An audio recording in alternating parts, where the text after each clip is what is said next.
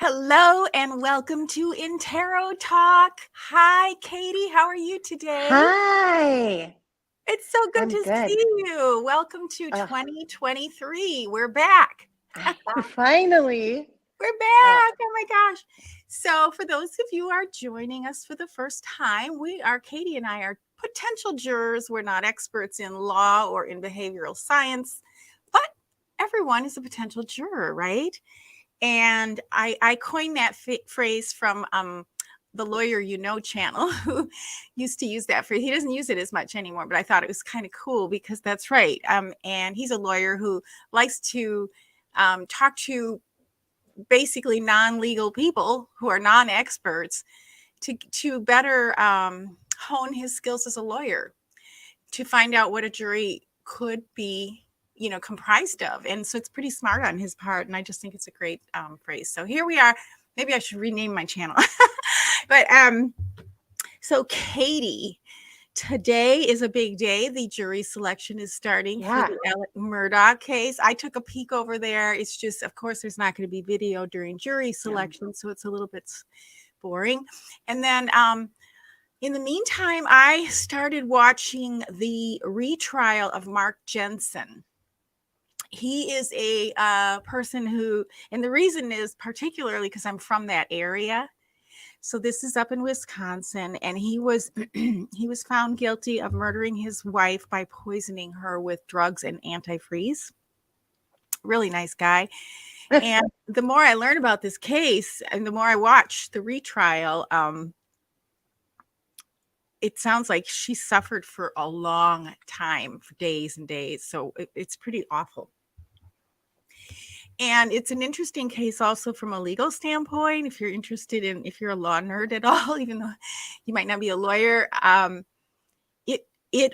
reason it's being retried is because it went all the way to the Supreme Court. And so there's a lot of nuances there too, and particularly because his wife, who is now dead, allegedly thanks to Mark Jensen, she wrote a letter before she died and said, "If I die, it's because of my husband." Oh. And she also made statements too. So that's why it ended up in the Supreme Court. It's kind of interesting. They're calling it letters from the grave. Sorry, my throat's a little weird. I mean, can't that be considered hearsay? Right. So I think so they retried it because they wouldn't allow it. They allowed it the first time and they wouldn't. Like, there's so much evidence. Sure. It doesn't matter. Yeah. I mean, I'm watching the trial because, we never want to see people get off on technicalities, but there's an abundance of other evidence, and maybe the case wasn't built properly. And you can actually watch the original trial. Court TV has it in their archives. Okay. To do a comparison if you're really interested. It's interesting to me that, so it's, according to you, it's obvious that he's guilty, but based on appeals and whatnot and going all the way to Supreme Court, he gets a retrial. But then there are these people, like one of my favorite podcasts was it was Undisclosed, and it came from the Adnan Syed case. It was with Rabia, and they had, I should have picked up the stats, but I believe that they went through 30 different cases of what they think is innocent people, and they proved the innocence, right, on this podcast. Right. And I believe they've had 29 people released out of the 31 cases that they did on this podcast based on that. Right. But anyway, it's so frustrating how that guy can get a retrial when it's obvious that he's guilty, but people like the innocent take forever to get the retrial because, for instance, one case was finally released is Joey Watkins, and he's been waiting 5 years on appeal, and they proved based on cell phone data and based on multiple things that he literally could not have been in the place that it happened. But it took him 5 years to get through the different appeals. And then he's free on bond, but then the state is still going to try and retry it. I'm like, but there's literal evidence proving his innocence, but they're going to retry it because they can never say that they're wrong. Well, but proving something in court is not the same as proving it on a podcast. So true. we have to always keep that in mind. True. Yeah. So, yeah. Right. So because there's certain protocols and systems in place and all, for good reason. But no, I think the undisclosed podcast might work with the Innocence They Project. do. Yep. The Georgia Innocence Project. Yep. The Georgia one. Yeah. I follow a podcast. What's it called? I can't remember what it's called, but it's basically I've mentioned it on this show before. So everyone, I've been a little under the weather still, so my brain's not quite as sharp as usual. But yeah, there are so many cases of people that are behind bars who are actually innocent, who shouldn't be. Yeah. With Mark Jensen, though, it took a long time. So he was allegedly murdered in 1998. Okay.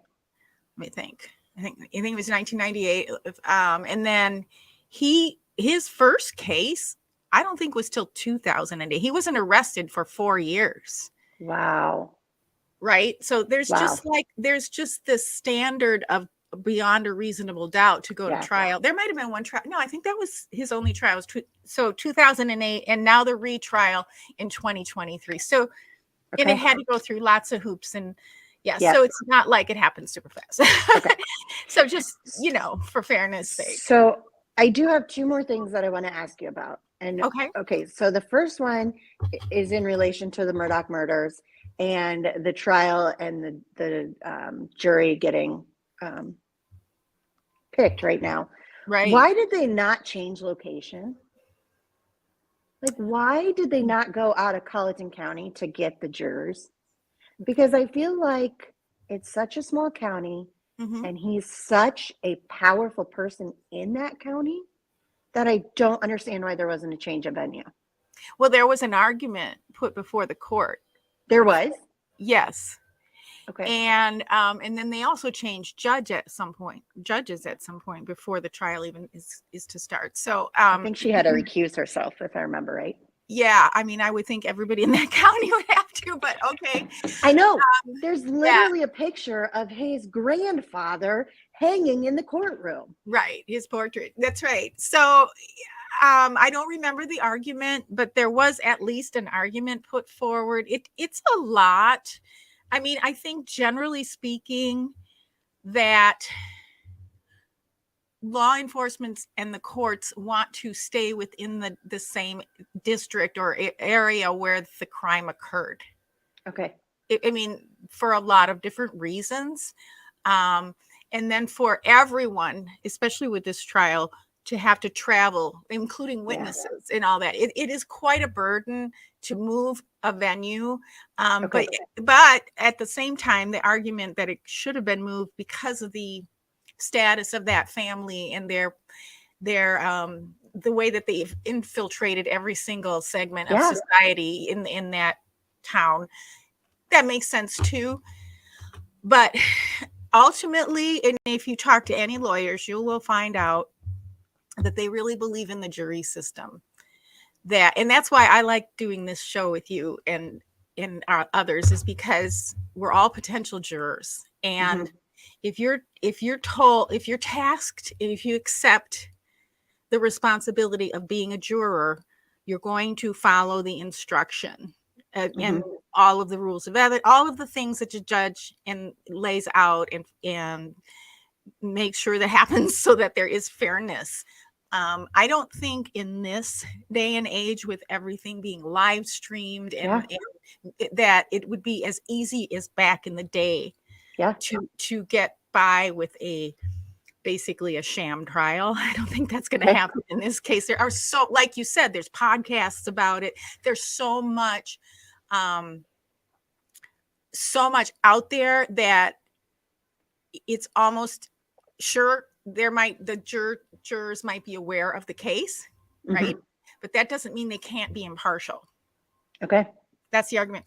And then, and this is interesting that you bring this up, because this is a great segue to what we're talking about. We've been talking about is the Dan Markel murder and case.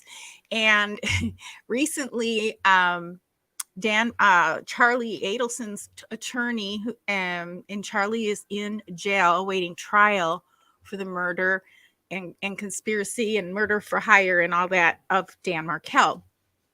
And they're also arguing that the proffer that Katy Magbanua is theoretically putting forward at this point, we don't know where it's at or if it's been validated or any of those things, but that it shouldn't be made public until after the trial, because there's just so much publicity. And the fact of the matter is, there's hardly anyone following this trial, which is why some of us have made YouTube channels, because there really should be more publicity. But I think that just kind of might speak to their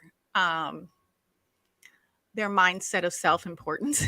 Because if you want to hear about a trial that's really getting a lot of publicity, it's not Dan Markel's murder by any means. Unfortunately, it should be, but it's not.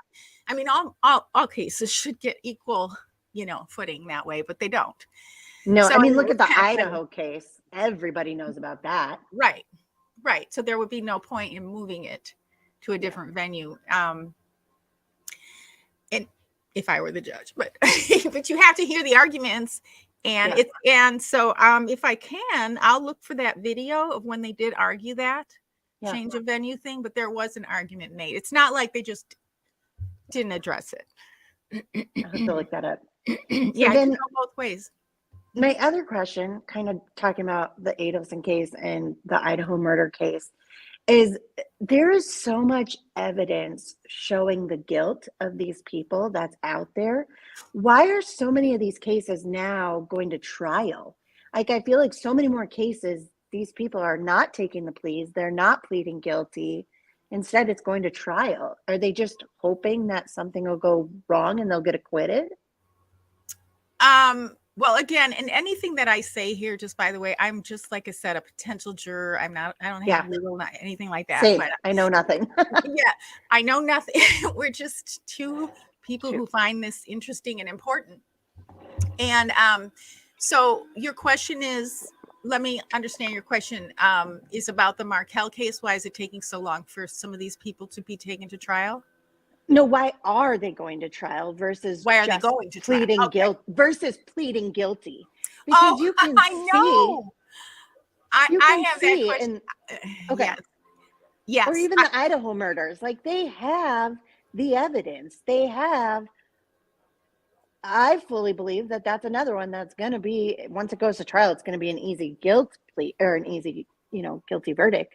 And the same with with Charlie Adelson. Like, to me, it's a obvious guilty verdict. So I don't understand why we're going to trial in so many cases lately. I think it's always been that way, and I do believe that. I mean, the whole job of a defense attorney is to keep the prosecution reasonable doubt and to keep the prosecution clean, because you can have like you mentioned when you started, a lot of people that from all appearances look guilty, but it may not be, right? True. Very true. So so from a person who's been accused of something, what other alternative if they plead guilty, they're not even trying, right? But there are a lot of things that a defense attorney can do that can point out holes in what we think is so much proof, right? Yeah. That in that standard in the court of beyond a reasonable doubt might not be as solid as we might think when we hear evidence. So I thought where you were going with this is, why on earth did it take so long for them to arrest Charlie? I was like, so that's where my brain was. I mean, the reason, and just by way of reminder too, there was a wiretap done in a restaurant. There were several, obviously lots of them, but there was one in particular that was a video of Charlie and his father, Harvey Adelson, and they were in a restaurant, in a sushi restaurant, and they had this for years. Okay, and then they suddenly were able to get it back cleaned up and enhanced so that they could actually make out what they were saying. And that's why they said they went and arrested Charlie. But to me, that seems a little sus. Like, why did that take so many years? Seriously, really? And so my question is, why is it taking so long? They've got 2 other named conspirators that are just sitting out there with that. And that's not even fair to them really either, because if you're not going to arrest them, then, why name them? So that, I mean, just from a defense standpoint, I try to be objective, I mean, it's hard to be objective, but nobody really is, but it isn't fair, to name them and not. So hopefully that means they would be either arrested or unnamed, or the state comes out and says, okay, we don't, they're no longer named conspirators. Well, we'll see. I think that, but my question is, why did it take so long to arrest Charlie? And I'm sure though those who he paid allegedly to commit the crime are also wondering the same thing, because why aren't any of that family arrested? Because the informant who did a proffer back in 2006, 17 years ago, right, named Wendi Adelson as being involved. So it's very, very, very, it's a very valid question. And I'm wondering, is the enhancement of that, what they calling that Matsuri, I believe is the restaurant tape, was it really all that? So we have a question. Hi, Downtown Wonder. Donna Adelson wasn't very smart to fall for the bump. I wouldn't have stopped for a stranger on the street. Yeah, that's a good point. I mean, I don't know what I would do in that situation. Somebody's walking up and says, I mean, she probably thought she was being served or something for something, like served some paperwork.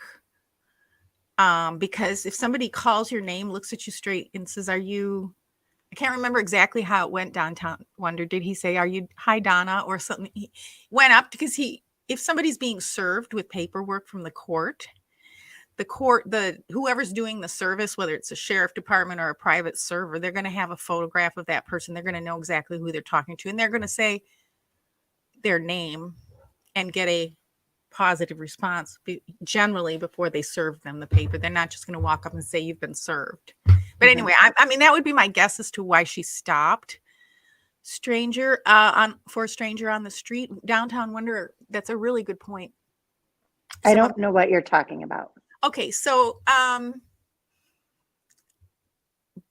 when they weren't, let me think, I'm trying to think of the timing. At some point, let's just say this way, at some point during the investigation, and I'm talking about the investigation from the police department as well as the prosecutor's office, because they have their own investigators as well. And I believe the FBI might have been involved. Do you know what a bump is? Okay. So a bump is when they literally are taking some kind of an action to kind of provoke or test whether the person of suspicion or the party who's involved in some way or another reacts, how they react. Sure. In other words, did she call the police and say, oh, this stranger came up to my place and I don't understand and I'm so scared, and right? Or did she call her son, and say, we have a problem here. It involves the 2 of us, which is what she did. And it was tapped. Okay. So they bump to see how the person reacts. It's called a bump. Okay. So yeah. And truthfully, Downtown Wonder, again, really good point, is that, okay, so let's say somebody walks up to you on the street. Hey, Katy, hey, Katy, how are you? Oh, you're going to look at them like, oh, do we know each other?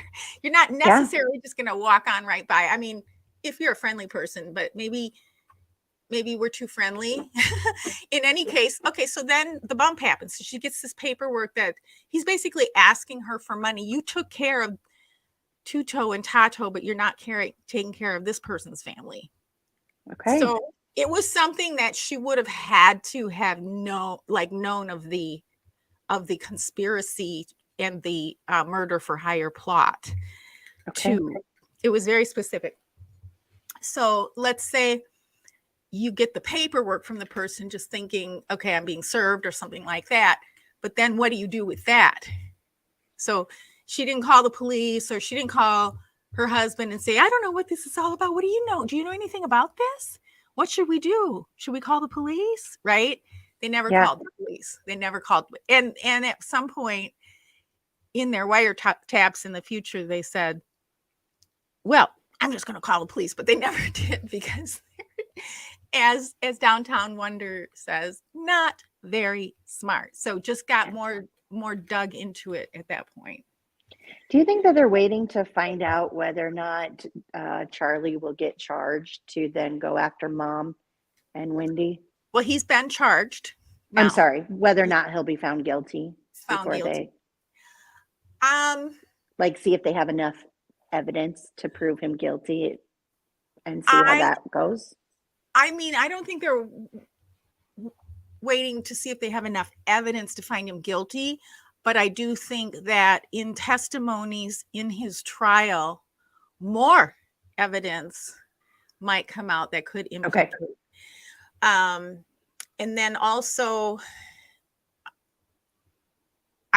they're also probably hoping he'll plea and offer information about others who were involved.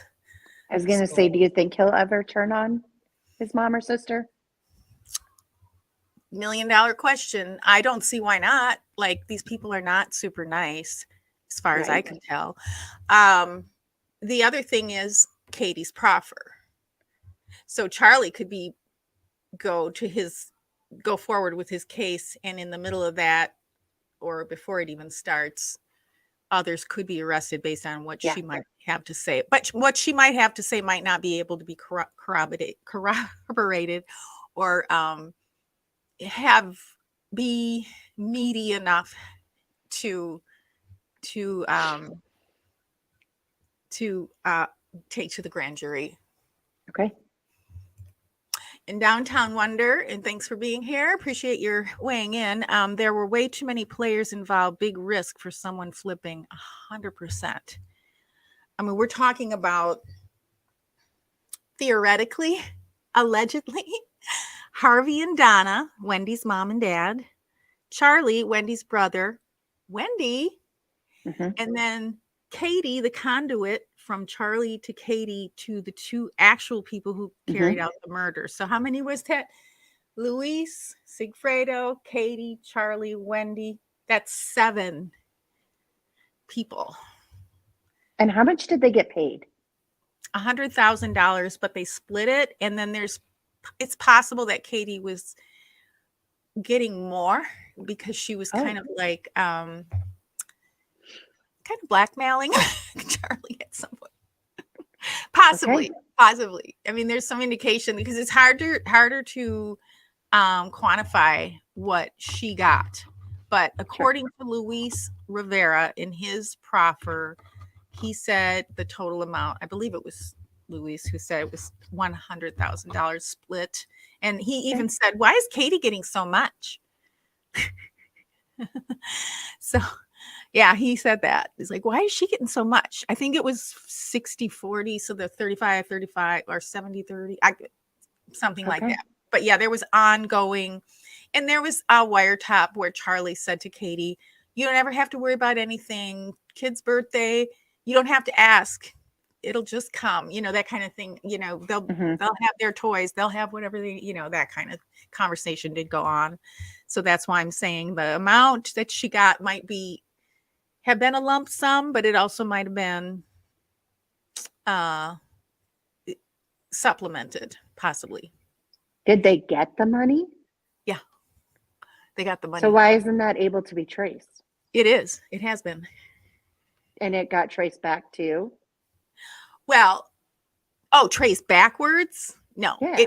The fact that they got the money was proven in all that's why they're guilty. Okay, but where did they get the money from? Like, can't that be traced?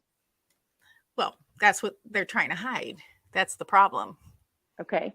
Yeah. Okay. Yep. Hi, Observation.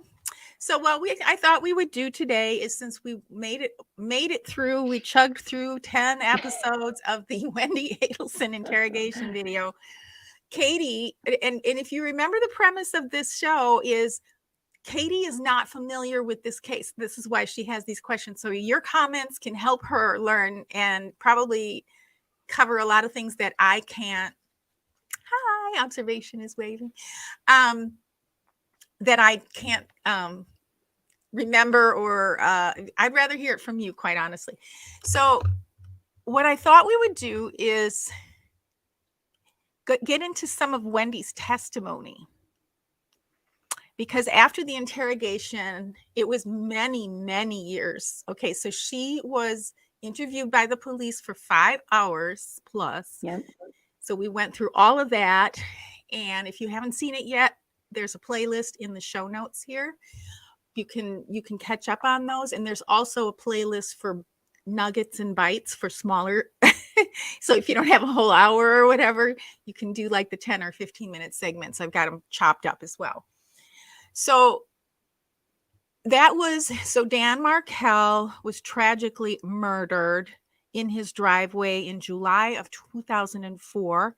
That afternoon, Wendi Adelson was interviewed by the police that very day. Okay, right. He wasn't even dead yet, as we tended to point out quite a bit during the conversation. So then it wasn't until 2006 until the first arrests were made.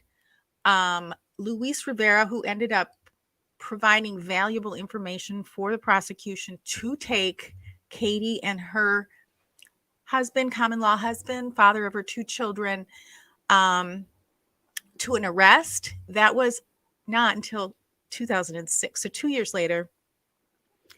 Then fast forward, all 3 of, actually not all 3 of them, Katy and Sigfredo had a joint trial.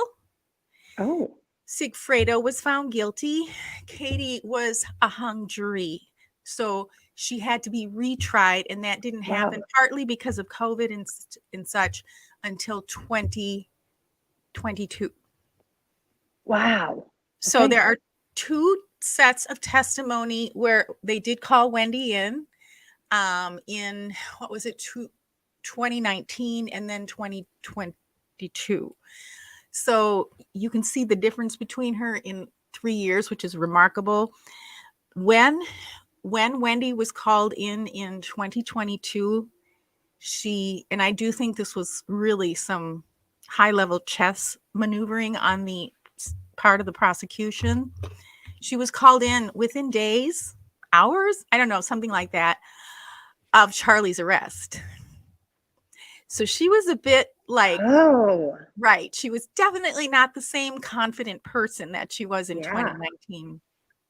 So, but what I thought would be fun or interesting, and for those of you who are offended by people who find it fun or interesting to talk about trials, our heart is for justice and for the survivors of Dan Markel, or any trial that we're discussing.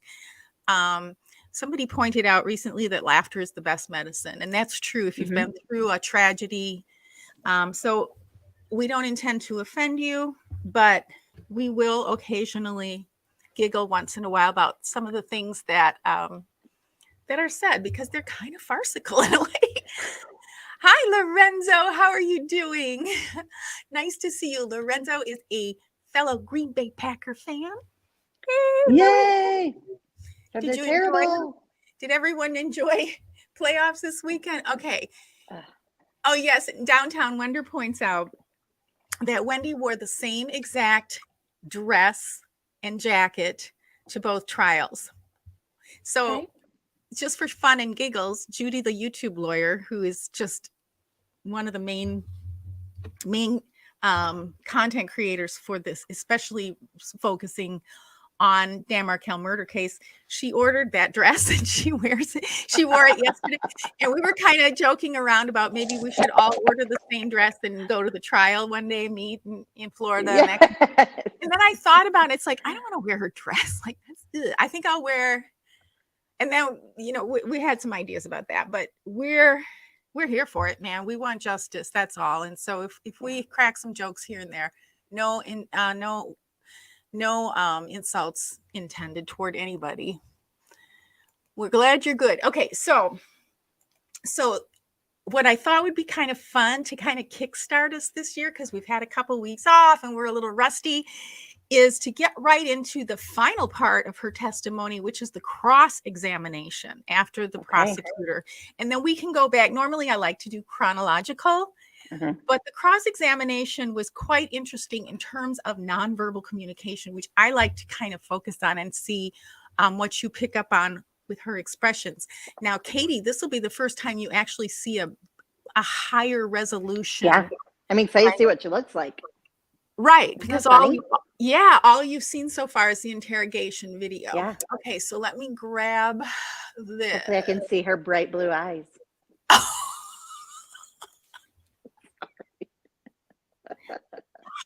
Yes, we all want to see your beautiful eyes.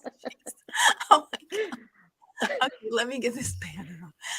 Okay, so all right, let's see if I can remember how to do this, you guys. Here we go. And again, for those watching, when Katy wants to, she'll say pause. If you want to say pause or stop in the comments, I'm keeping my eye on the comments. I'll do my very best to do that. So we will pause during the playing of this video, and that's what we're here for. So if you want to see the video without our commentary, I will share a link for that as well. You're probably not in the right place if you don't want interruptions. That's why we're here. We're here to interrupt. Okay, present. All right, let's see what we can find. Share screen. La la la. Here we go. This is gonna be interesting. I know you're gonna love this. So remember again, she's already had the prosecution question her. So this is the cross-examination, which I thought was pretty good. A lot of people don't love Katy's defense team, but I thought it was good for what we are looking to do here for sure. Okay, sheesh, it took me forever to get that up. Okay, you ready? Ready. Waiting for the jury to come. Seated. Ready to continue. And that's Katy in the glasses. Yeah, so you've got in the far back with the tight bun is one of the defense, and then next to her is her sister, who's also on the defense team. Katy is in front of the two with the glasses, also with the lighter colored glasses. And then, so she's got 3 defense lawyers here at this point. Cappleman, you may continue with your direct if necessary. Thank you, Your Honor. Oh, there's a little point here. I'm going to approach you with what I marked as State's Exhibit 64.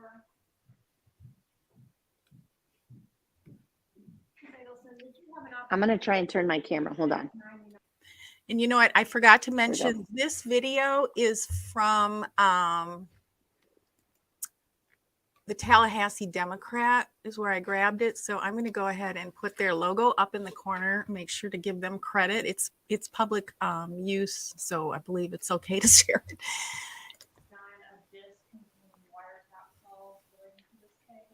I did.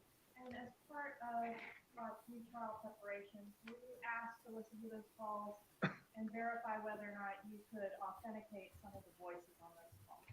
So I was asked not to listen to the whole call, but just to listen to a few seconds, enough to be able to identify the people speaking on the call. Okay, so I'm just going to point out here that Georgia is just finishing up her testimony with Wendy's testimony. She handed her this several page list of phone calls, but she's only asking her about one. Okay. And if you're looking at Wendy's face, you're seeing that she's reading all of the calls. She's not aware that all of these calls have been monitored. So this is kind of like a uh-oh moment for her, which is how Georgia ended up her testimony. So there's a lot of information like this that's been left hanging. Again, Wendi is a named conspirator. And this might be why. And is that what you did? That is what I did. And is State's Exhibit 64 a fair and accurate recording of where your initials appear, that representing that you could authenticate the voices on that particular call? That is correct. Okay, so for example, the list includes call A on State's Exhibit 99, and you've initialed here indicating that the call is from Donna Adelson to Charlie Adelson. That is correct. Thank you, Judge. At this time, I'd ask to move into evidence State 64. Any objection? No, Your Honor. Be admitted as State's Exhibit 64. So again, just think of the cat and mouse going on right here with Georgia Cappleman knowingly showing her a list of phone calls that she did not know were monitored, but she's only calling her attention to that one. But you can see Wendi flipping through the pages, studying all of them. She is, watch her eyes throughout. Yeah, you could kind of see an oh shit. All right, thank you. Cross-examination? Yes, Your Honor. Thank you. Can we hear okay? This is all about you, isn't it? Excuse me? This is all about you, right? I was called Okay, to be a I'm gonna flip witness again. and I'm testifying, so I don't understand the question. Is it a question? There's about 100 people in this courtroom, right? There are people in the courtroom. Possibly thousands watching, right? I have no idea who's watching. And it's all because of your failed marriage, right? I disagree with that. You disagree that your ex-husband is dead because of your family. Yes, I disagree. These jurors are here for weeks doing their civic duty because of your marriage. Right. Completely opposite of what she was saying in the police interview room. Right. It was all about her. Even if it was Amy's husband, it was still about her because she should have never left Dan, right? Right. Different here. Okay, so all right. Everybody can hear okay? Right? Yeah. No. Katy's going through this ordeal because of that marriage, right? No. Dan Markel's parents are going through absolute misery because of your failed marriage. Isn't that right? No, that's incorrect. Well, let's talk about the marriage. You and Professor Markel, you met when you were in law school. You told that to Miss Cappleman. And it was a whirlwind romance, right? Right? It was not a whirlwind romance, no. It led to a wedding, February 26th of 2006. You had a big wedding in Boca Raton, right? Did we get married on February 26, 2006? Is that the question? Yes, In Boca Raton. in Boca Raton, Florida. And it wasn't a small wedding. It was a big wedding. There were many people in attendance. All right, and this marriage. So right out from the gate here, she has no trouble advocating for herself, restructuring the questions that in a way that she would want to. She is not meek. Okay. And watch how she leans forward. And what you're going to notice is she juts her lower chin when she's angry. It's pretty wild to see how aggressive she can be here. I mean, of course, she's a trained lawyer, so we would expect that. I'm just pointing it out. Marriage, it led to 2 children, right? Your 2 boys. Are you asking me if I have 2 boys? Yes. Yes. Professor Markel, he was a great father, wasn't He was a very good father, yes. he? Those boys were his world, right? As well as his work, yes. And they adored him too, didn't they? Absolutely. Now, this marriage started to fall apart, right? It did. But there were problems from the very beginning, weren't there? Right? Are you asking me, what is the very beginning? The very beginning of when we got married? Literally at the wedding. There were problems before we got married. All right, so at the wedding in the The government asked you about kosher law, right? About what, I'm sorry? Keeping kosher, About keeping kosher, yes. right? The government In your asked. wedding, at your wedding was the groom's family, the Markel family, and they are more strict than your family and friends about keeping kosher. They do not keep kosher. Wasn't that one of the problems in your marriage, that Professor Markel was very insistent about keeping kosher? About his kosher rules, but those are different than his family's. So you're saying that it wasn't a problem at the wedding, that there were people from the groom's side of the family that were there that strictly keep kosher, that they were told that it was going to be kosher food, but it actually wasn't? So there was a misunderstanding about whether the food was going to be kosher style or more in adherence with kosher law. There was a miscommunication about that. So That you had happened. people that strictly keep kosher eating non-kosher food, which is a big deal. That actually is not what happened. You had, Danny was upset that it was kosher style and not strictly adhering to kosher law. So So he was disappointed. So there's problems right from the beginning. That was a problem at our wedding, yeah.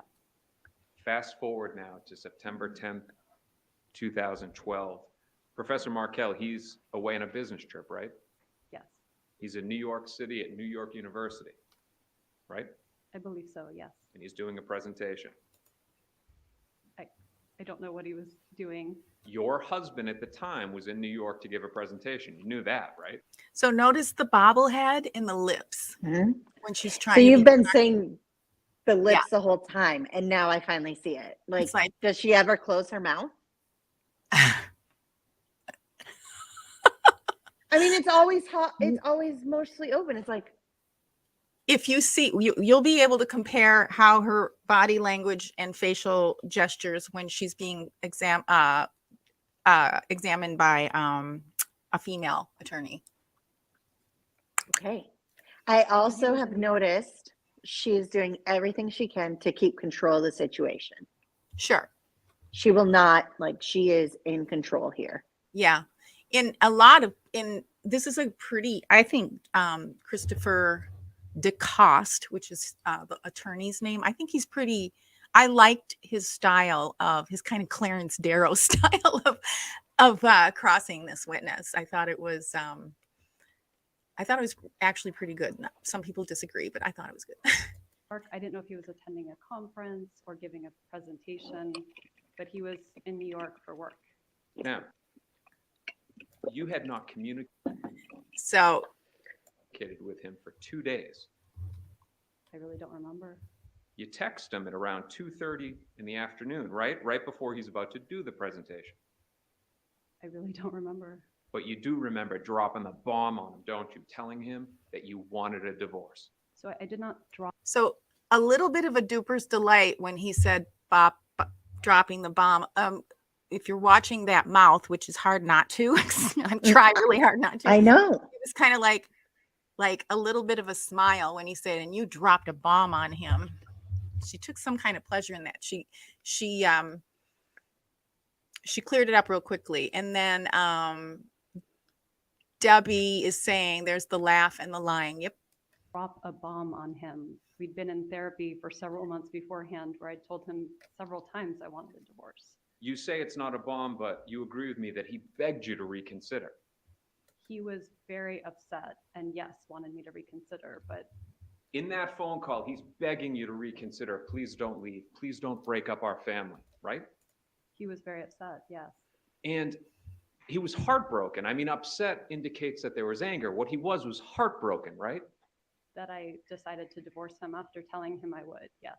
Despite being at NYU for a presentation, he rushes home. He gets on the next flight, right? I honestly don't remember if he got on the next flight, but he did come home quickly. 2:30, he finds out in New York. By 11 p.m., he's walking in the door to your old house at Trescott Drive, right? I don't know. But you do know that when he walks in the house, what he finds. You know Right. that, right? Sorry. Yes, I left him the papers. You left the divorce papers on the bed, right? Yes, Half the furniture was gone. half the furniture was. So she actually said yes to one question so far. Just yes to one question. We're into this by Yes, I left them on the. right. We're into this by whatever. So, well, I think he's been on for about 5 minutes. Was not gone. A good amount of his stuff was gone. Nothing of his was gone. The boys' stuff was gone, right? Some of the boys' things were gone. I'd taken enough so that I had for the boys, but no, You were gone, I was gone, yes. and so were his boys. His boys were not gone. He saw them the next day, and they would not have been awake if he's coming home at 11 p.m.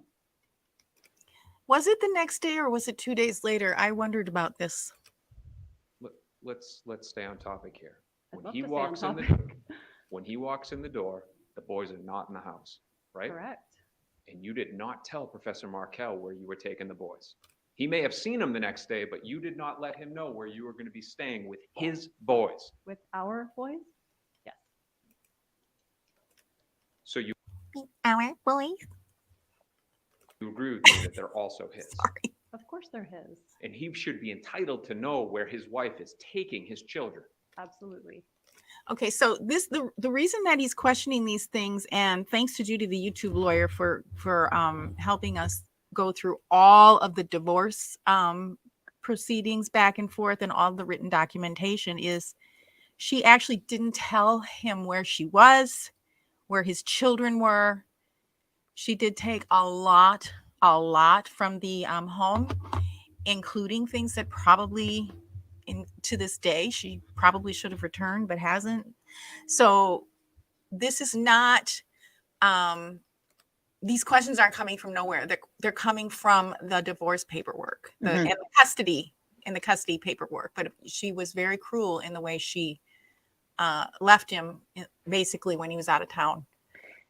Did he say, I'm sorry, back when she said like he's going to be on the next flight home, did he say he was coming home at that point? Like, did she know he was on his way home? Probably.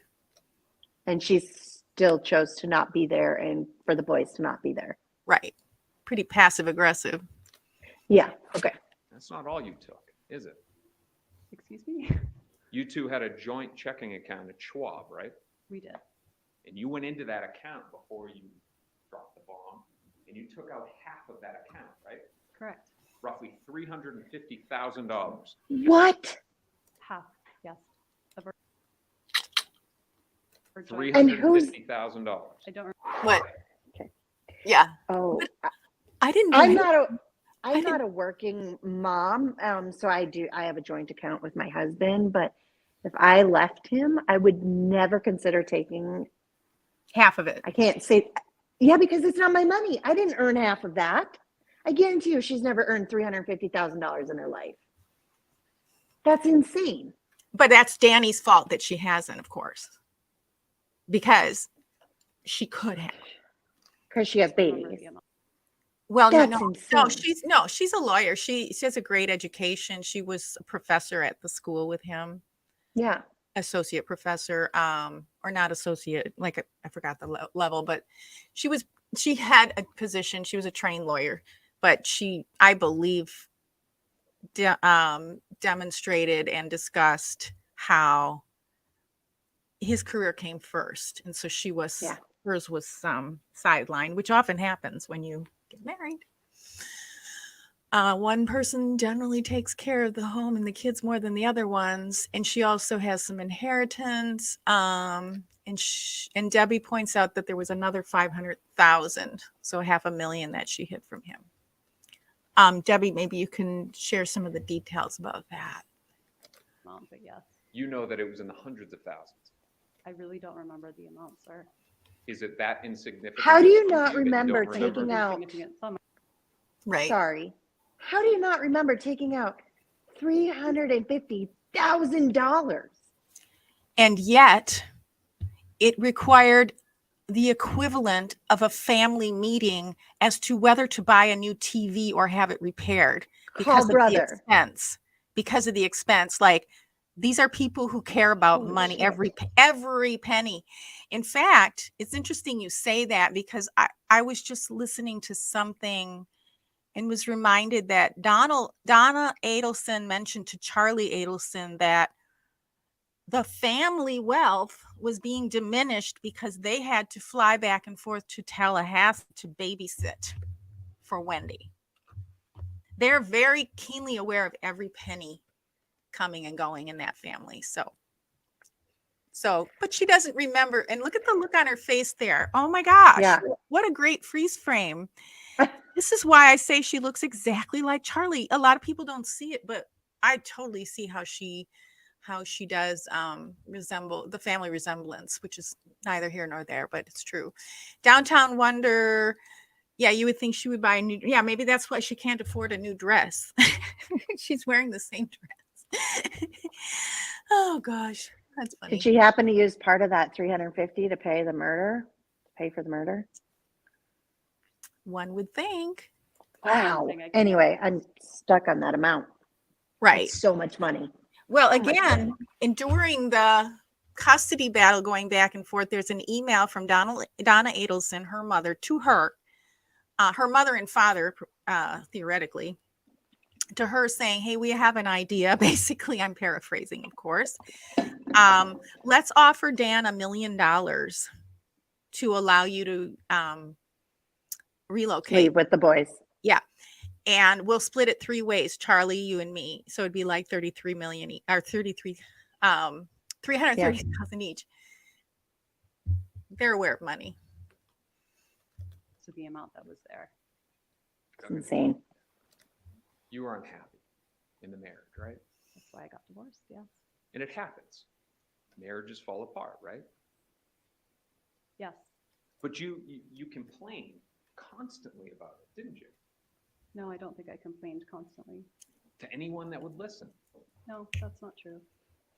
You agree with me that you complained to the one person that would actually do something about it. I don't understand what you're asking. Your big brother, Charles Adelson, you complained to him about how bad Professor Markel was and how much you hated him and didn't want to be in a marriage with him. I definitely talked to my brother about how unhappy I was in my marriage. Okay, let me ask you something, Katie. If you were sitting as a juror on this trial, now, again, she's not the one. This is Katherine Magbanua's trial. This is just supporting the attorneys on her retrial were trying to suggest that Katie had nothing to do with it. You should be looking at the family, which is, legit. But if you're a juror and you're seeing someone interact with an attorney this way, what vibe would you get? Like if you didn't know, I mean, this is the first time you're seeing Wendi for like apart from the interrogation video where you couldn't see her expressions.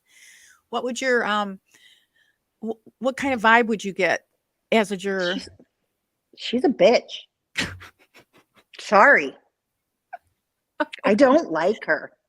Not likable. Okay. No, she is so rude and just defensive, defiant, I think was the word I saw earlier. Yeah. Right. There is no love lost between her and Dan. That's obvious. Oh yeah, you'll see the rest of the testimony where she continues to diss him even after his death years later. Okay, so I was just curious, but so does this seem like the same person who was in the interrogation room at the police station? No.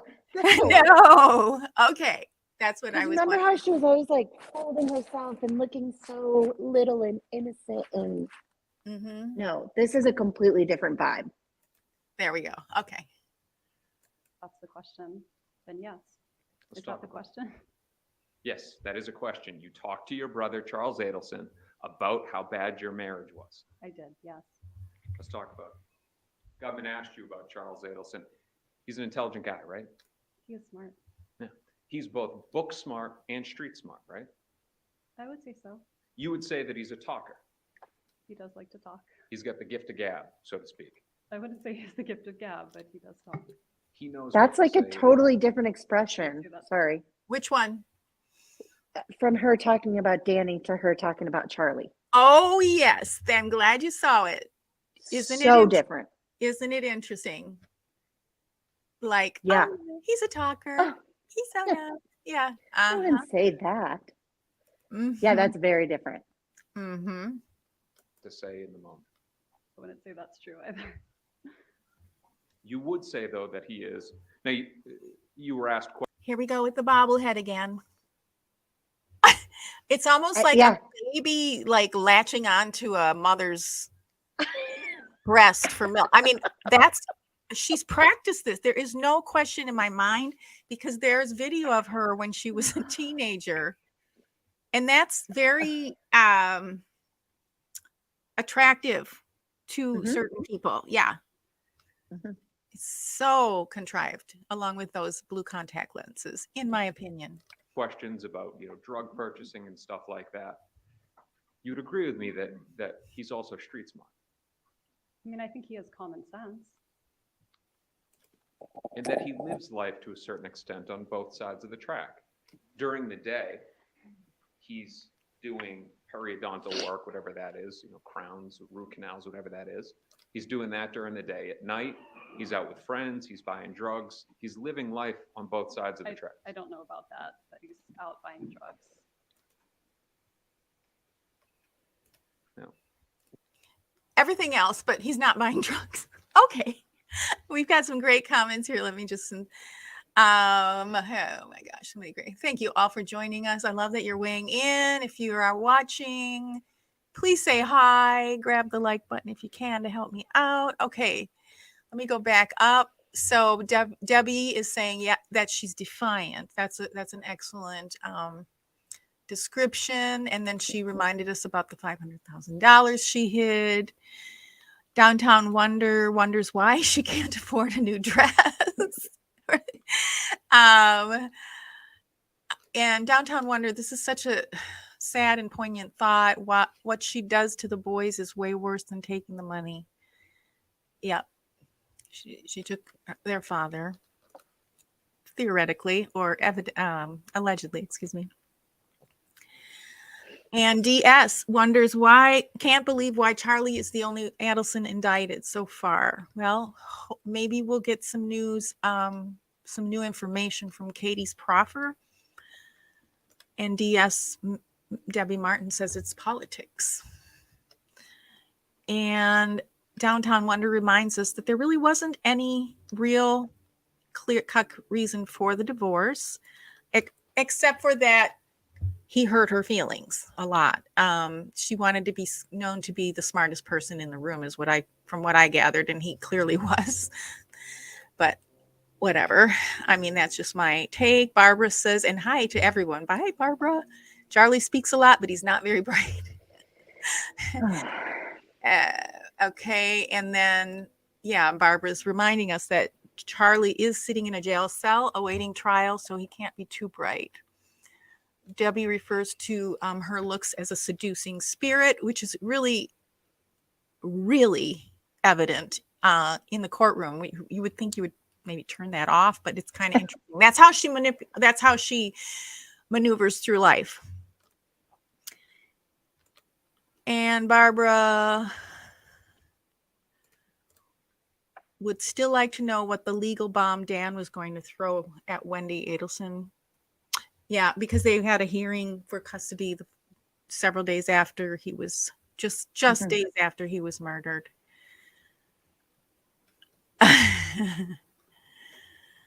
Okay, so let's keep going. Let's talk for a second about WhatsApp. And as an aside here for a second, the government asked you the question if you used WhatsApp, right? You remember that? I remember them asking me, yes. This is huge. On the day that Professor Markel was killed, you went in for the interview, right? I talked to the police. And you also gave them your phone for them to inspect. Absolutely. So the determination of what, if any, WhatsApp was being used, they would have from the download they did that day of your phone. Sure.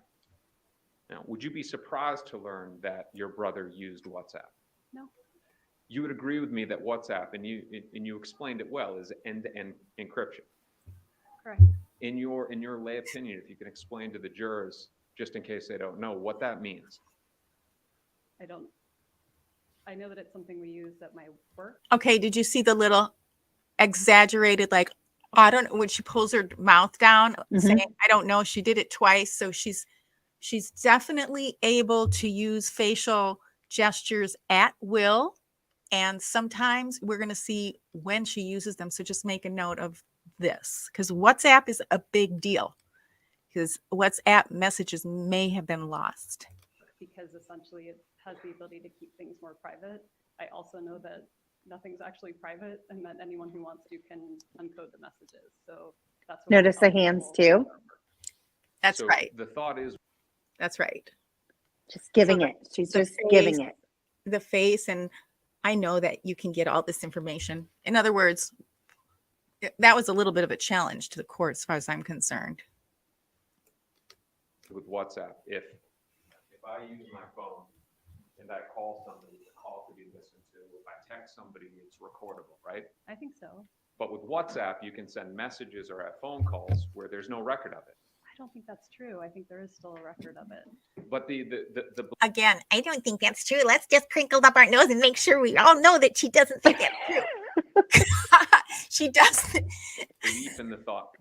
I'll withdraw that question. Your lay understanding So though, is that the dramatic. footprint that it leaves is much less than that of normal communications. I think it's different, but I think it still leaves a digital footprint that's easily uncodable. If you were to send a She's nodding her head no. I saw that. I didn't quite catch what she just said, though. I do believe that's true, that they can basically she's saying no. Okay, let me Yeah. reply. WhatsApp, you can send messages or have phone calls where there's no record of it. I don't think that's true. I think there is still a record of it. But the belief in the thought, I'll withdraw that question. Your lay understanding though is that the footprint that it leaves is much less than that of normal communications. I think it's different, but I think it still leaves a digital footprint that's easily So I think it still leaves a digital footprint. She's saying she doesn't think it. She's saying she thinks it, but she knows darn well they have not been able to get this. It's been probably what has kept her from being indicted. Only named so far, not indicted yet. uncodable.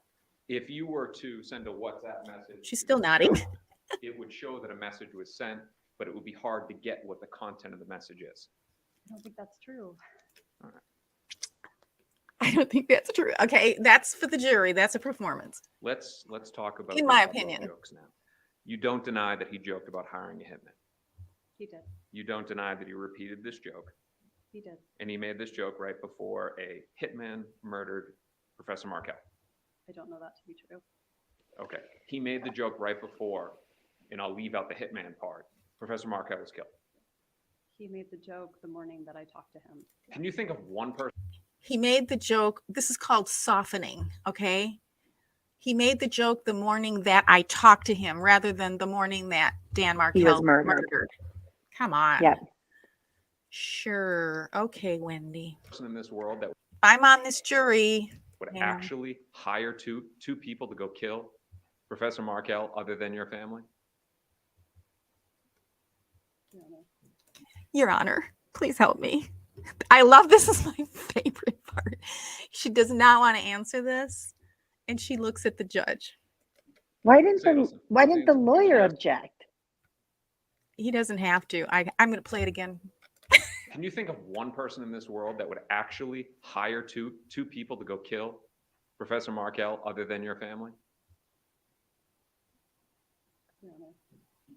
Ms. Adelson, please answer. Please I'd address love me and to. answer the It question. calls for an unbelievable amount of speculation. I mean, I'm responsible for coming up with, that's the prosecutor's duty, no? To figure out who's responsible. You just said a moment ago that you I mean, the audacity. disagree that hitman killed Professor Markel. That's what you said, right? So my question to you is, if you're able to say, well, it wasn't hitman, then who? Tell this jury, who on this planet would? Okay, little lip licking there. That's called, Greg Hartley would call that grooming. You know, wanting to spruce up that appearance before she makes her next sentence. This is the first time I've seen the lipping. would have wanted to kill Professor Markel? I have no idea. Let's get into that a little bit. But I want to make sure that's clear. This joke is made right before Professor Markel is murdered, right? The joke was made many times. It was made right before Professor Markel was murdered. Yes or no? Yes. Hallelujah. Wow. Yes. She answered. Yeah, she was pinned. He did a good job on this. July 18, 2014, you're interviewed and you make a statement saying, I knew this would happen. You said that, right? I did. Now, I want to talk about your knowledge and your belief on this. You're a smart person. Okay, so now after the lip grooming, we've got the little hair behind Yeah. the ear. Yep. Right?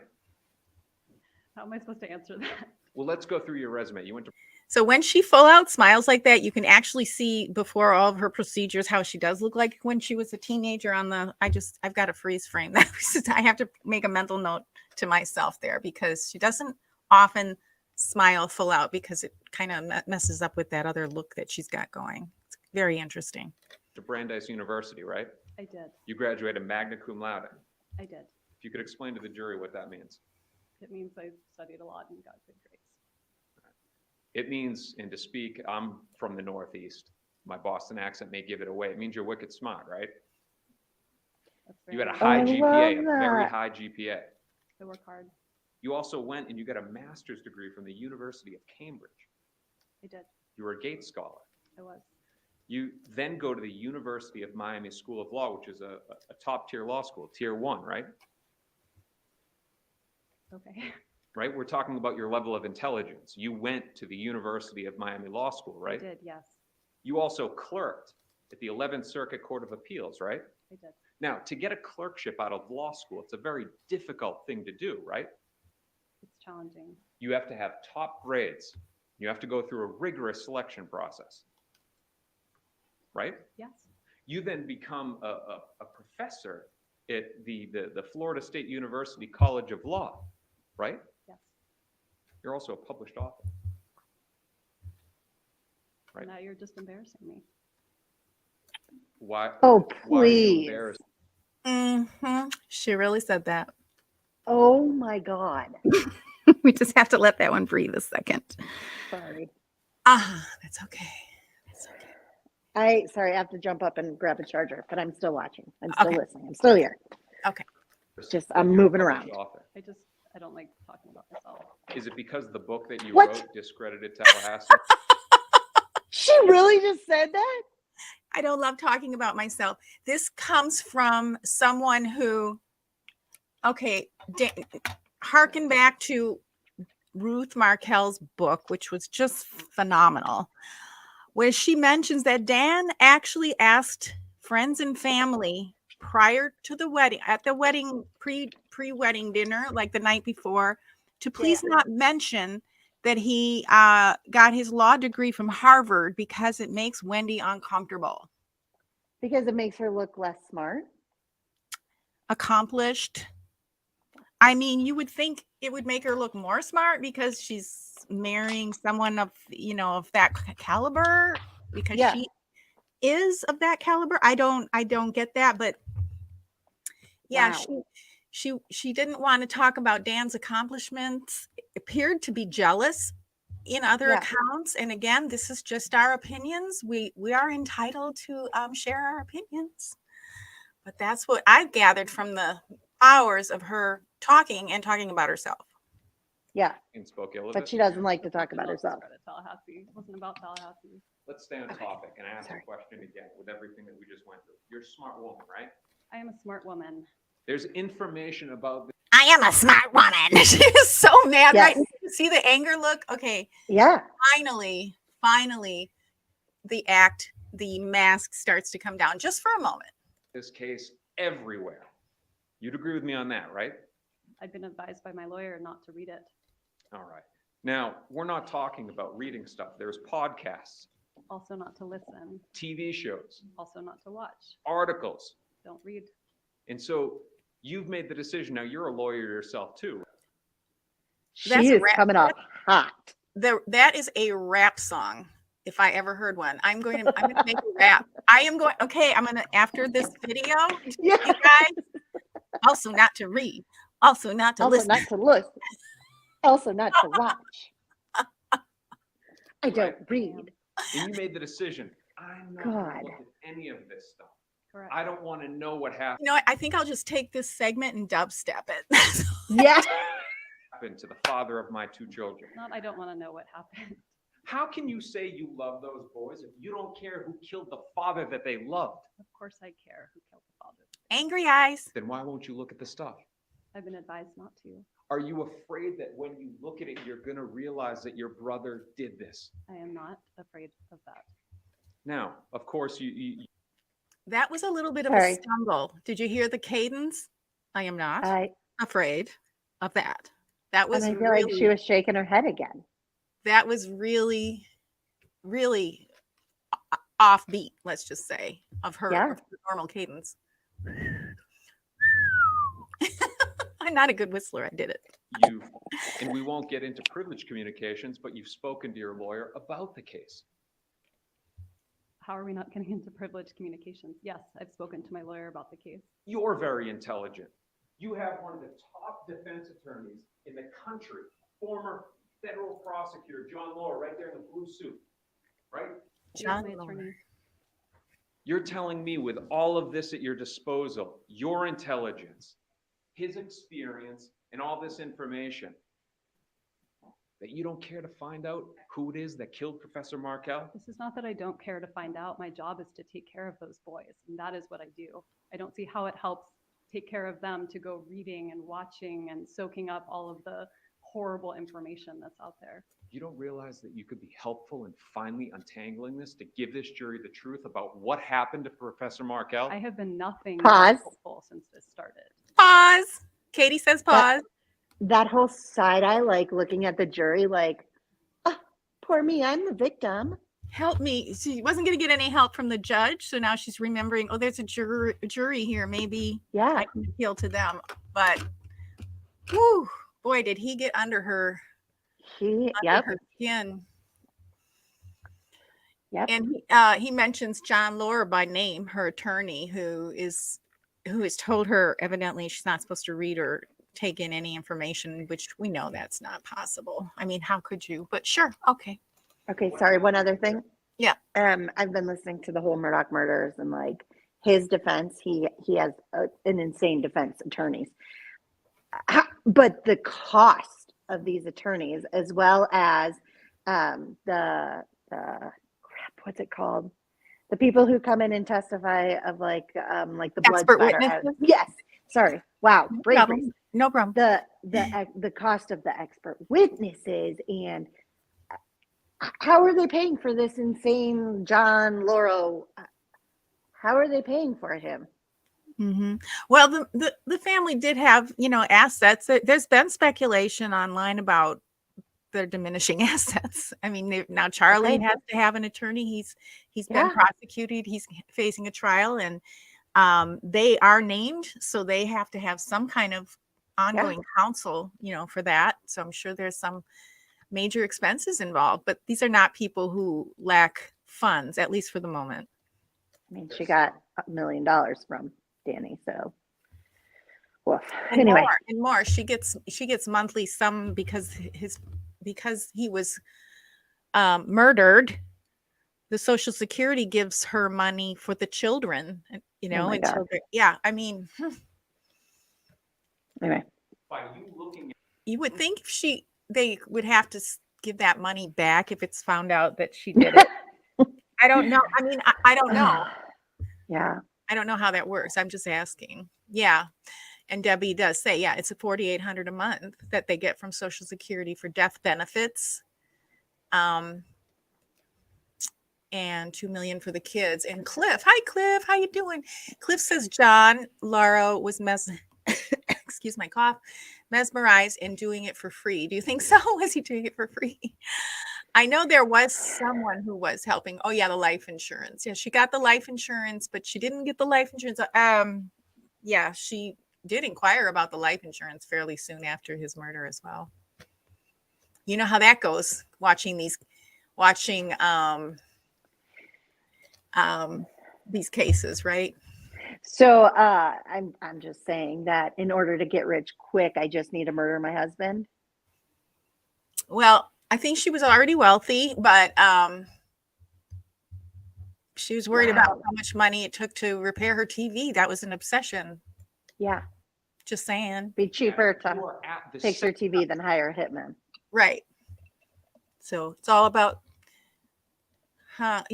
spending, how we're going to spend that money. Of all this, but you won't look at anything to help in the process. I've done nothing but help in this process. You came here and testified. I came here and testified. I You spoke to had the to be- police for 6 hours without anyone present. One I turned time. over my cell phone, my Right. One time. One time. Any other time they've asked, no. car, my house, everything, my computer. What else do I have or know that you haven't seen? You came here because you were subpoenaed. She is so mad right now. Correct. Right? I know that face. She is pissed. And you notice too how and I'm not saying this is a bad thing or a good thing, but when she wants to argue a point, she moves right into that microphone, kind of like an aggressive thing, not like somebody who's like me. I'd be like, what? I'd be so scared. But she is not intimidated very easily. Right? No. But he's definitely gotten under her I would not skin. do this by choice. You've been inconvenienced. I've not been inconvenienced. Professor Markel was shot in the head. She just rolled her eyes. I'm not complaining about being here. This is my duty. I'm here. We'll get back to you complaining about being here. Do you honestly All right. expect this jury to believe that you haven't confronted your brother about all of this? Yes, I do. Yes, you did confront him? Yes, I do expect them to believe that I did not confront my brother because I didn't. Well, maybe you don't need to because you know the truth in this case. You already know it. Ooh. That he went behind your back, right? Did you see her? She was like, you said that. That was pretty good. Did not happen. Just like he has done with past boyfriends. He's done that in the past where he's gone behind your back when you were having problems in a relationship and dealt with it himself. No. Ms. Adelson, you understand that until you expose your brother what he did, that everybody's going to consider you as guilty. You understand that, right? What is the question that you're asking me? So now we just went understand back into that in- innocent again. What are you exactly asking me? I couldn't possibly know anything. What are you talking about? Just put that mask back on. Let's just forget how in the interrogation room, we saw it with our own eyes right here. Again, it doesn't matter what we say. It's what they say, right? That her brother, as soon as Detective Isom said, who would do this? Yeah. Within minutes of being in that I interview. I can't think of any friends. And my brother surely wouldn't do this.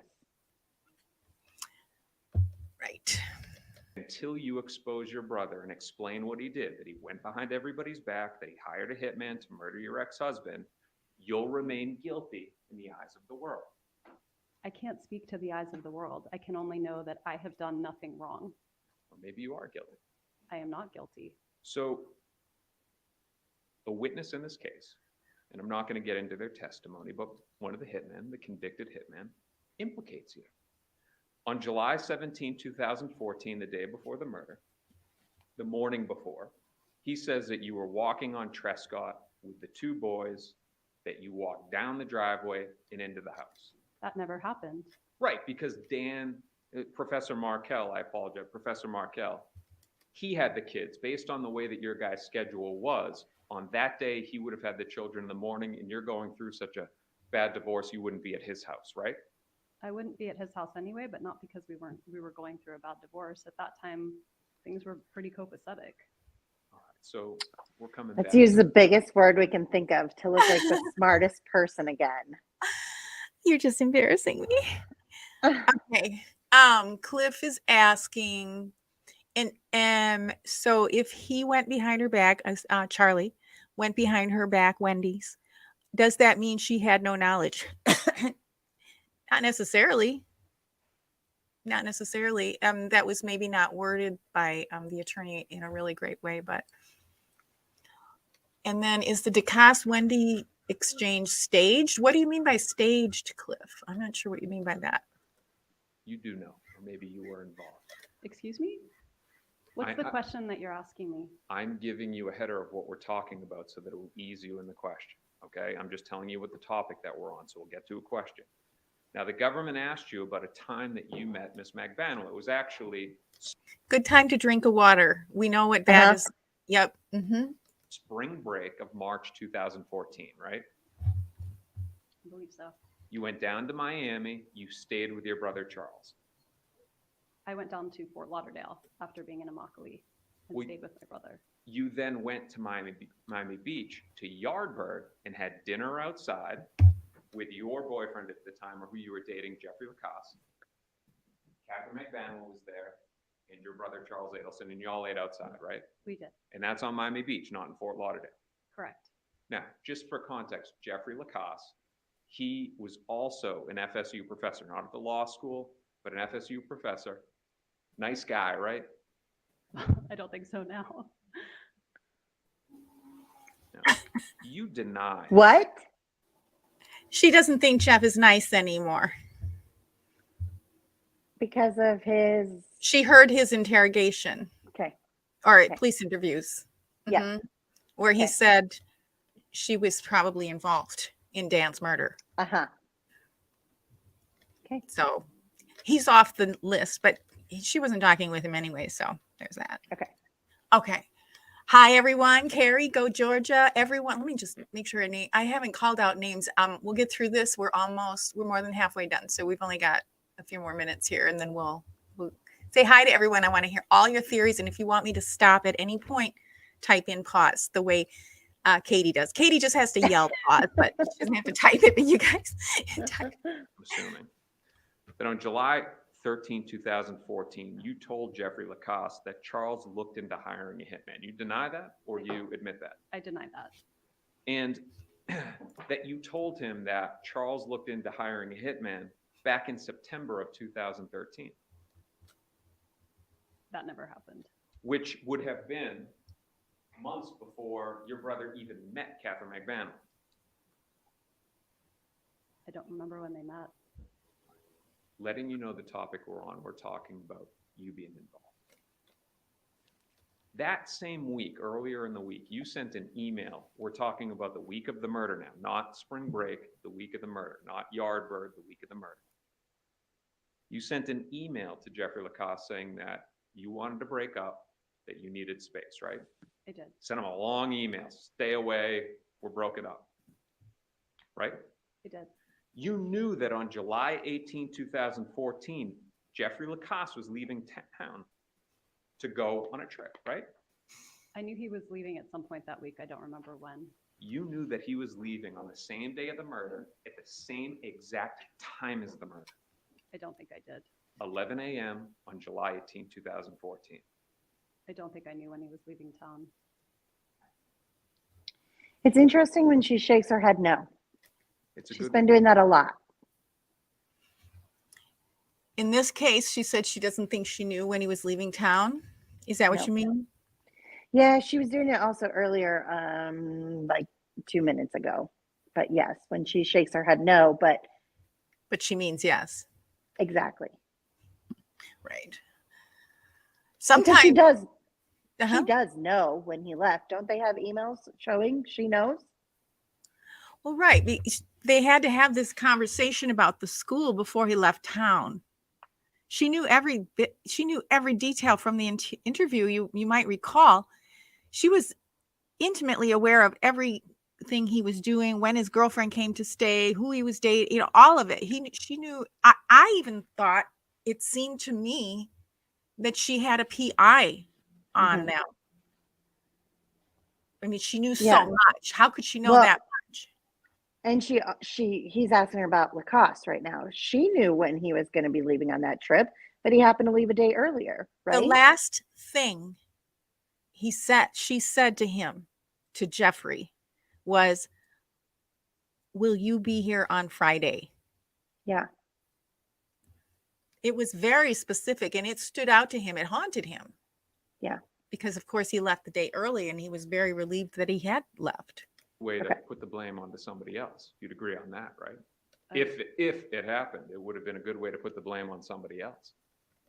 I have no idea when he was going to leave town. Your interview, July 18, 2014, you said, my brother, he joked about hiring a hitman. Perhaps that was you just planting a seed to divert the attention of law enforcement away from you. It was not. let's jump off topic right now and talk about your boys' names. That in the time after the murder, you changed their last names from Markel to Adelson, right? A year later, yes. Why? I was scared Of what? of someone coming to attack them. So She's if a year still on later that you- train? I was scared. Like, she doesn't look scared. She does not look like somebody who's even uncomfortable talking about this. It's like, yeah, that was, yeah, That's her reason for changing their names? that's her public. Good Lord. Okay, but what about the middle name? I understand changing their last name because you're scared. What about getting rid of the Jewish middle name? Are you kidding? But wait, there's more. won't look at Oh, anything God. because you don't want to know what's going on in the case. And the thought is, well, they're going to be protected if they have my last name and not Markel, right? Yes. Now, years later, arrests are made. It's clear who committed the murder, Sigfredo Garcia, Luis Rivera. The Adelson name has been dragged through the mud. Why haven't you continued to protect your boys and changed the name back? I will be changing I'm not going to change the name back. I don't think that will help. One day I'll change all of our names. To what? I just love that. One day, no one talks about this very much. One day, I'm so excited. I knocked my microphone over. One day I'll change all of our names. So move to a foreign country, change your names. Yeah, that's a vibe I got. Wow. Disassociate from the Adelson family as well. Yeah, you can change your names. It's like putting a clean dress on a, never mind. The government asked you about immunity, so let's get into that. That's insane. Wow. You explained that as an attorney, you understand that when the government gives a subpoena for somebody to testify, that it conveys immunity, right? That's my understanding. My knowledge of criminal law dates back to 2003 when I took a semester in law school. So forgive me. Graduated law school, right? This isn't my area of law. When you clerked on the 11th Circuit, it was with Judge Jordan, right? I did immigration appeals. Yeah, but you still dealt with criminal stuff as well, too. Very little. So your understanding, though, is it doesn't mean they can't arrest you. They just can't use what you say here against you later on. So you're protected. Correct. And you needed that to testify, right? It's just given to testify. It's not a question of whether I needed it. It comes with testifying. You fear being charged by them. So you need to have that protection of I your don't words. fear being charged for a crime I didn't commit. No.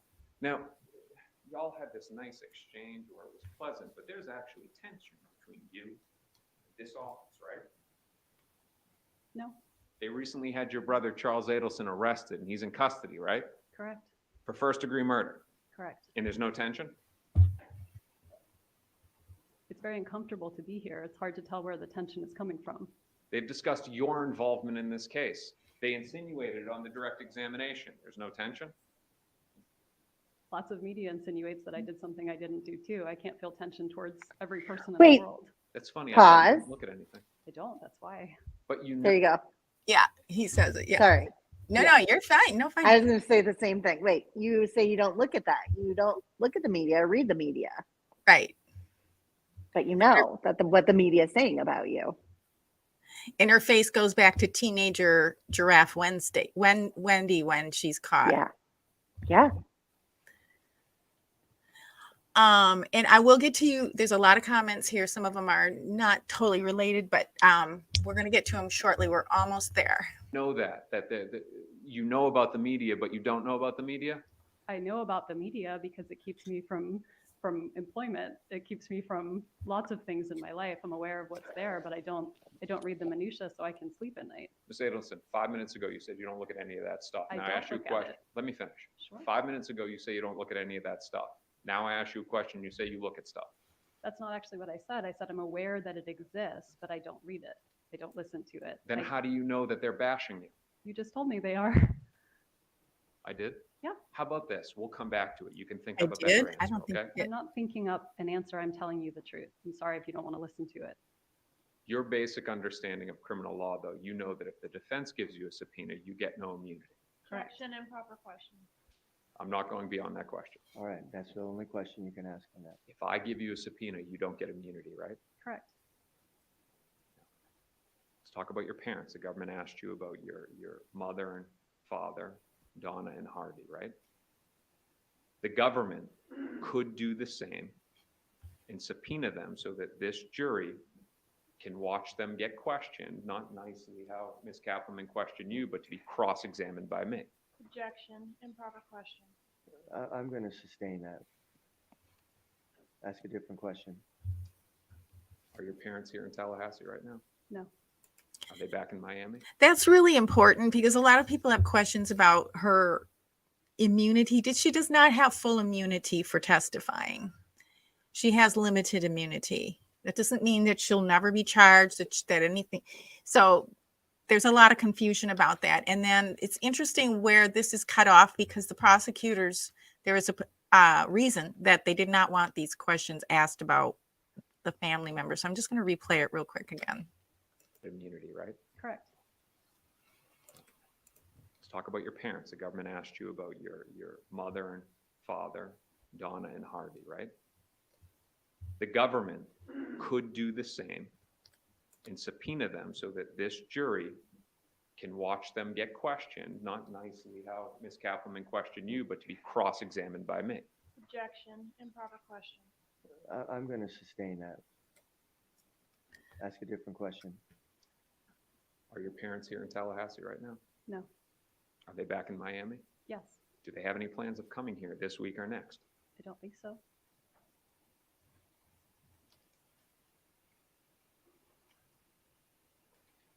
No. Your family dynamic.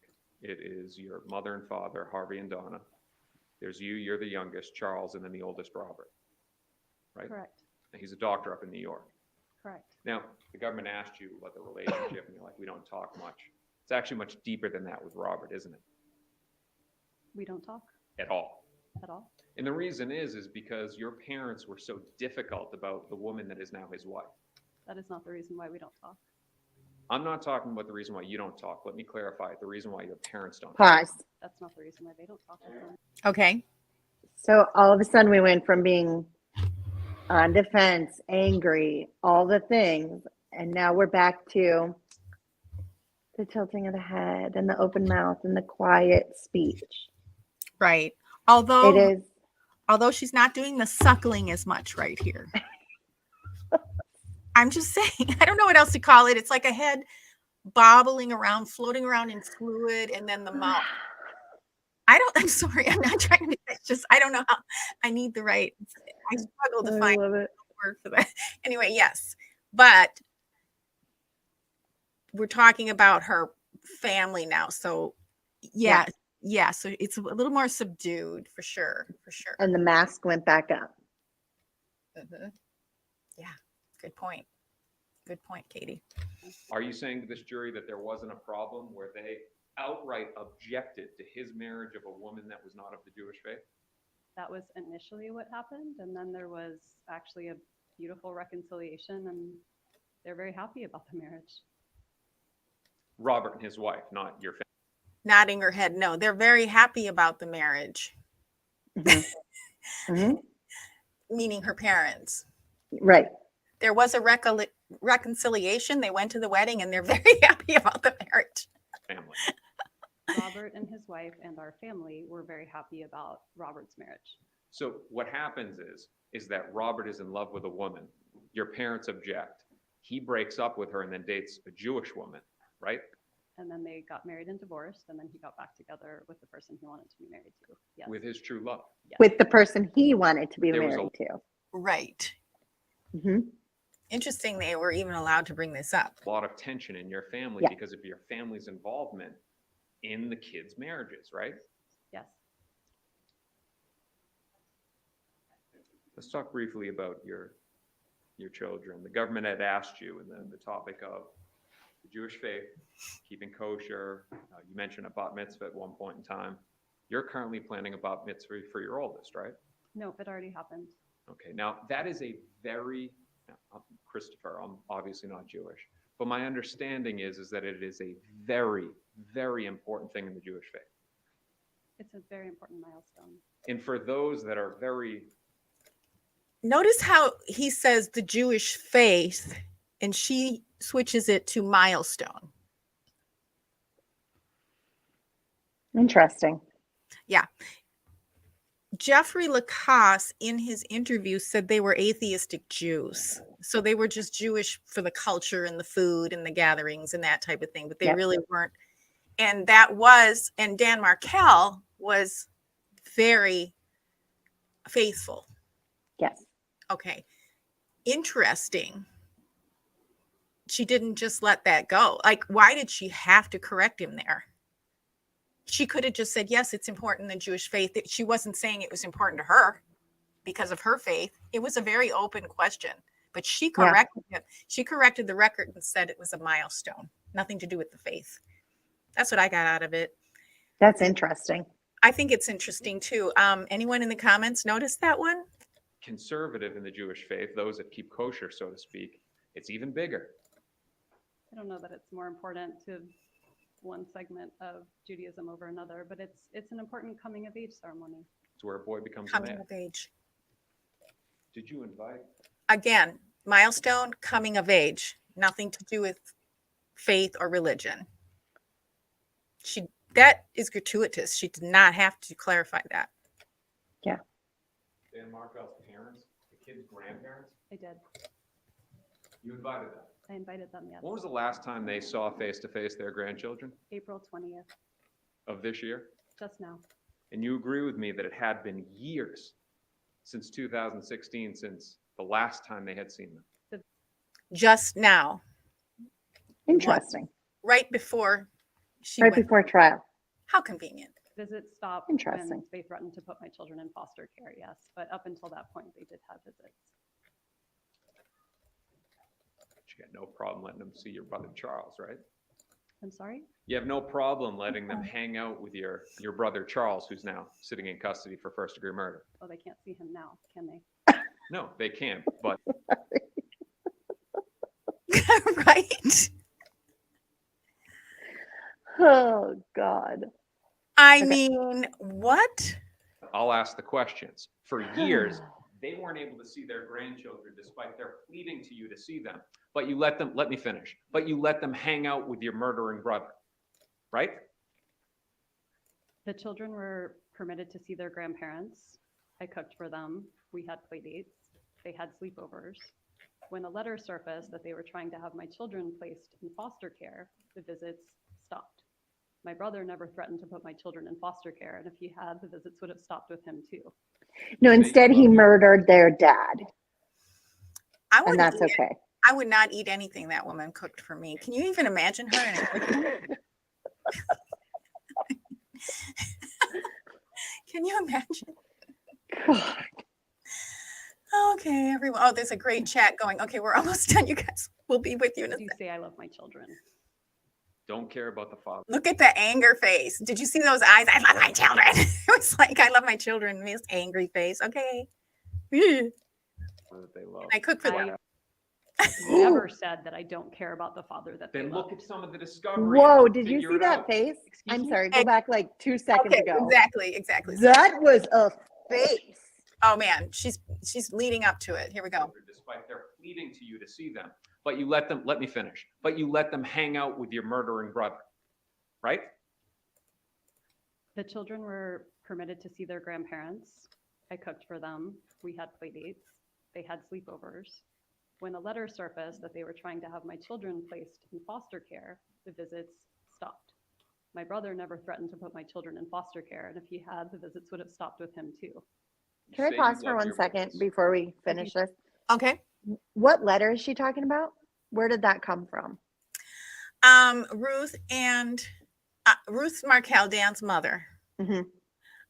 was looking into some Jewish services for Jewish.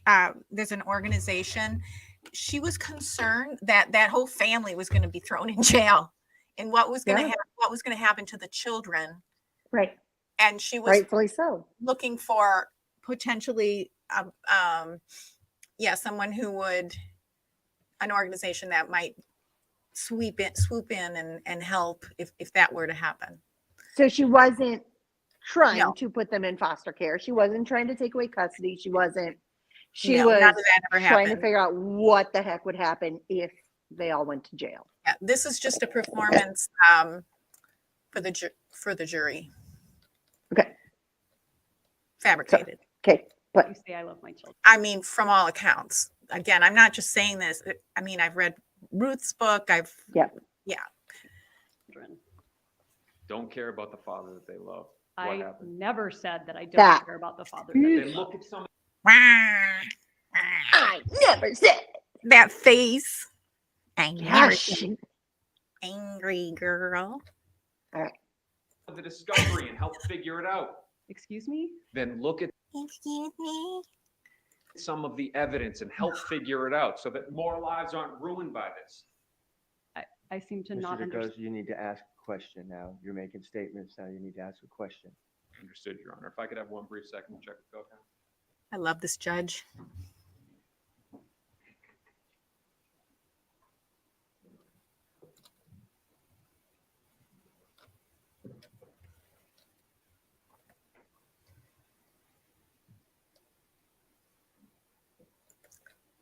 Look at her sizing him up right there. Uh-huh. Just regaining composure and like, yep, Yeah. sizing him up. Yep. Uh-huh. Never took her. She's not looking at the jury. Nope. She's not looking at the judge. Help me. She's like ready to spar. Yeah.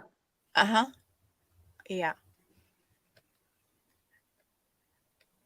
And the funny thing is we've got friends like Jane who are just so overly protective of her when she clearly has no trouble standing up for herself. Because the defendant is, or sorry, the defense attorney is a male. And when we're with our female friends, we are the victim. We are innocent. Right. Right. Okay, here we go. Sorry. We started this by saying that this is all about you. It started with you because of this marriage, right? No. Well, you had tried to say that, but I don't agree. Ms. Adelson, I'm going to make one final attempt through questions to implore you. You understand that you can't protect your brother Charles, who's going through this case, and protect yourself at the same time. You understand that, right? I'm here to share the truth with you. I don't know how to answer the question. Then please end the madness and share the truth. Will you please share the truth with this jury? I've been sharing the truth since I walked in here. I've done nothing but share the truth. You know what happened here, despite your claims to the jury that you haven't looked at anything, you haven't discussed with anybody, and you haven't confronted your brother. You know what happened here, right? I do not know what happened here. And if I did, I would have shared it with the police 8 years ago. But you did share it with the police. Ooh, You did yeah. share it with the police 8 years ago. So that was such a right there. We know what you I just shared. got chills. Yeah. Wow. You know that your brother went behind your back, don't you? I do not. Like he always does. This is something that he has always done, It is isn't it? not. Well, lots of extra facial expressions there. Yep. Lots of extra. We just call that extras. You found out after that your brother had done this and gone behind your back. That's why you were thrown up at that dinner, right? No, it's not. You know that it didn't involve Katy either, right? I don't know anything about If you're not going to say all of that and finally give the truth, why don't you just admit to this jury that you're guilty? because I'm not guilty. Brief moment.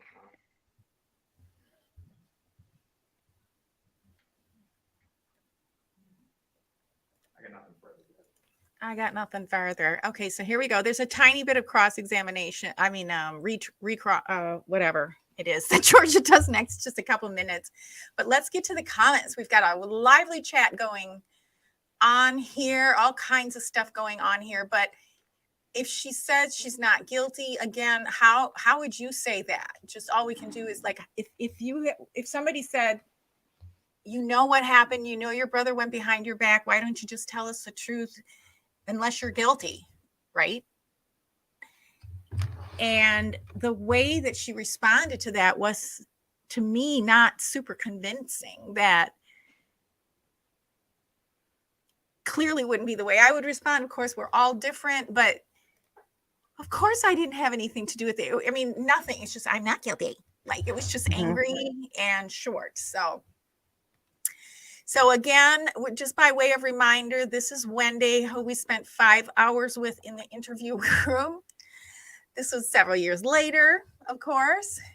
And there she is in all her glory. Should we quick get through what Georgia crossed? Let's just finish what Georgia.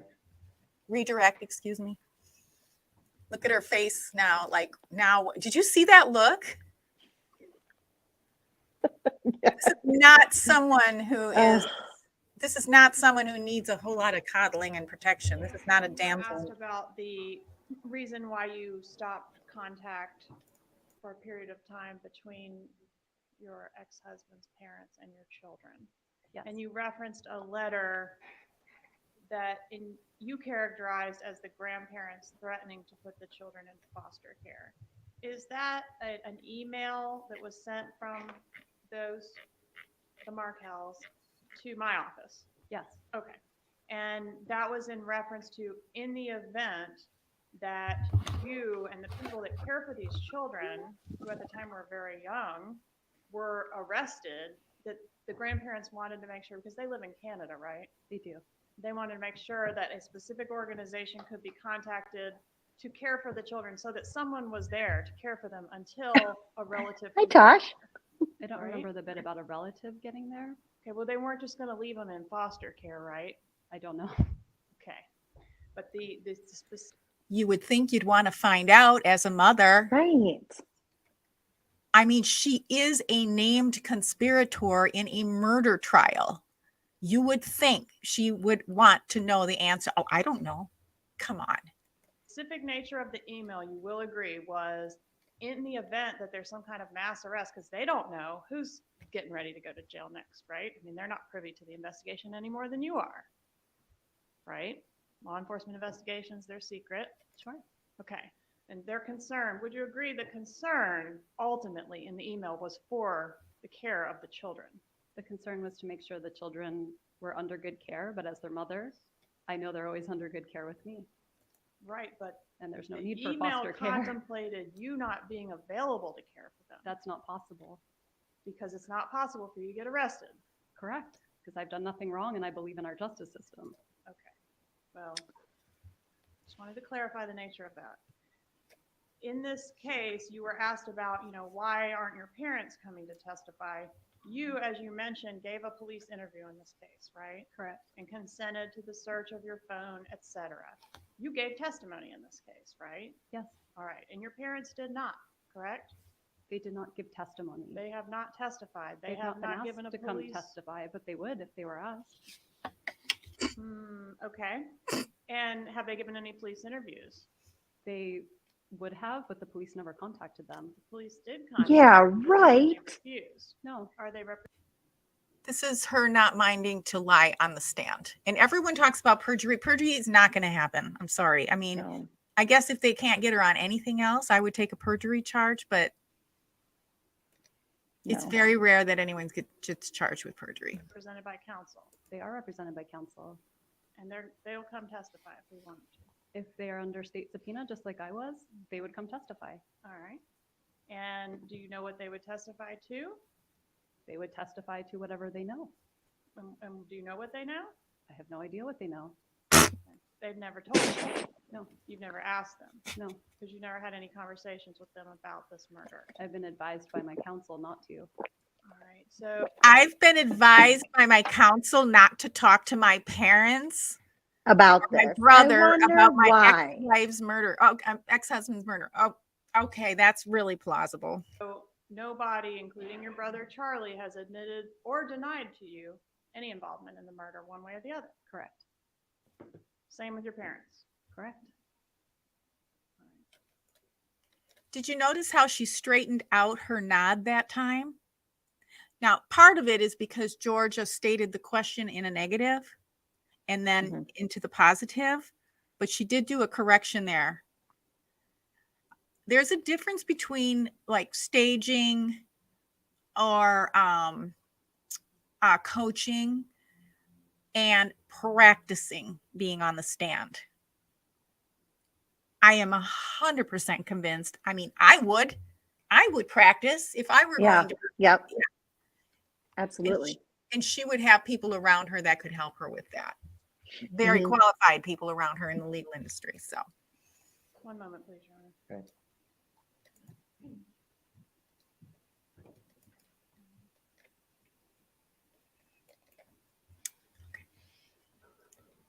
I think that's the end of this segment. Nothing further, Your Honor. Thank You want her subject to recall? No, sir, she's free to go about her business. All right, you're free to go. Thank you. Here she goes in her little dress, her little gray dress with the rickrack, looking PO'd. There goes Wendi. Let's put Ms. Rodriguez Hi, back on the Wendi. stand and complete her cross-examination. And At John this point, Lauro. Mr. DeCosta, you prepared for that? And interesting, the last person walking out there, I think that looks like Dan's father, which is interesting. I don't know who was in front of him, but that looked like could have been just making a bathroom break, but there it is. Okay. Is that what you expected? No. No. Yeah, I thought not based on the interview that we saw earlier. That is not the same person. Right. It's completely different personas. Right. All right, let's get to the comments. And so many comments here. Hello, everyone. Thank you for being here. I appreciate you so much. Appreciate you weighing in. Doesn't matter if we disagree. It's okay to disagree. We don't have to, everyone's entitled to their opinions. Okay. So I'm going to just say that because I think there's a little bit of banter going on, which I think is healthy and good. So I appreciate that so much. Okay, so Robert is wondering if she thinks this is her lucky dress. It doesn't look super lucky to me. It looks like something you'd wear to a funeral, but I don't know. I'm not fond of that dress. Her Downtown Wonder, hey Downtown, wondering about her immunity. She had limited immunity. She does not have full immunity, so that's very limited actually. And Downtown loves this. Yay! I'm glad. And yes, Debbie, we decided to go for this. Katy chose. So Katy got to pick. This is what we're going for. We're going to go through all of her testimony. This was the last. We're going to start at the beginning. And also, I think that's going to be a little bit of a shocker for Katy's senses too. Next. Because there's quite a difference in 3 years. It's pretty wild. So Debbie, you didn't hardly miss anything because we were chit-chatting for about 35, 40 minutes. Yeah. So, okay. And this is Debbie's favorite subject. Yeah, some of us are really, really interested in this case and justice for Dan Markel. And honestly, he didn't get justice. Okay. I'm going to be real honest about that. This, to me personally, it's justice for his family and loved ones who are survived by Dan Markel. So Downtown Wonder, Wendi dropping bombs. I love when you all weigh in. If you're watching, thank you for watching. I see your little eyeballs there, little icons. So please hit the like. That helps me out a lot. Unless you don't like it, then that's okay too. We've got some talk about how much Wendi was making, how much she inherited, Dan's life insurance.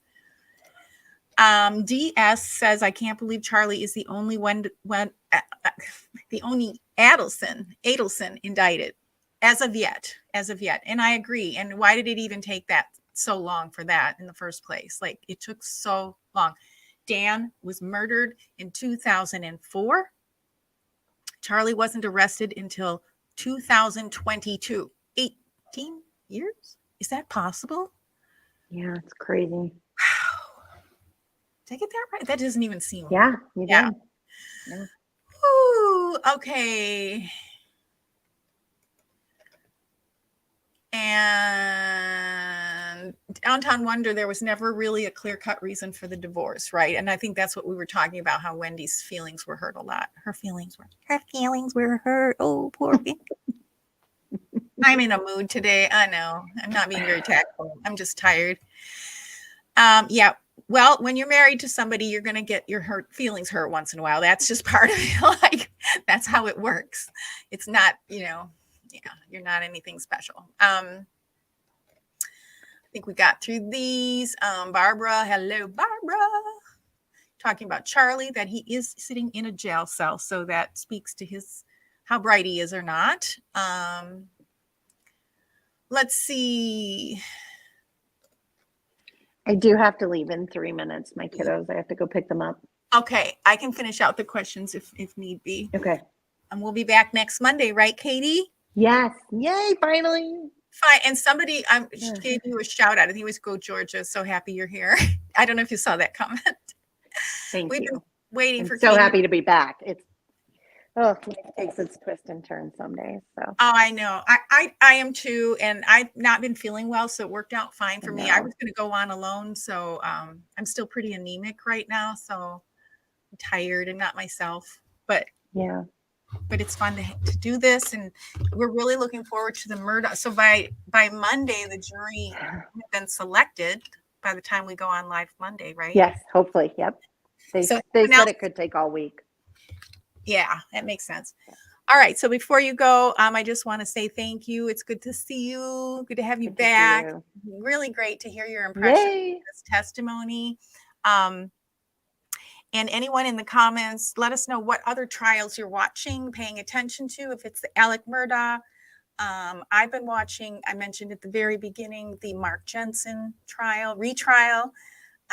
So yeah, just whatever trials you're watching, make sure you're following, put your little bell on and all that jazz so you know when we go live. I try to make sure my thumbnail and everything in the description explains what we're covering for the day.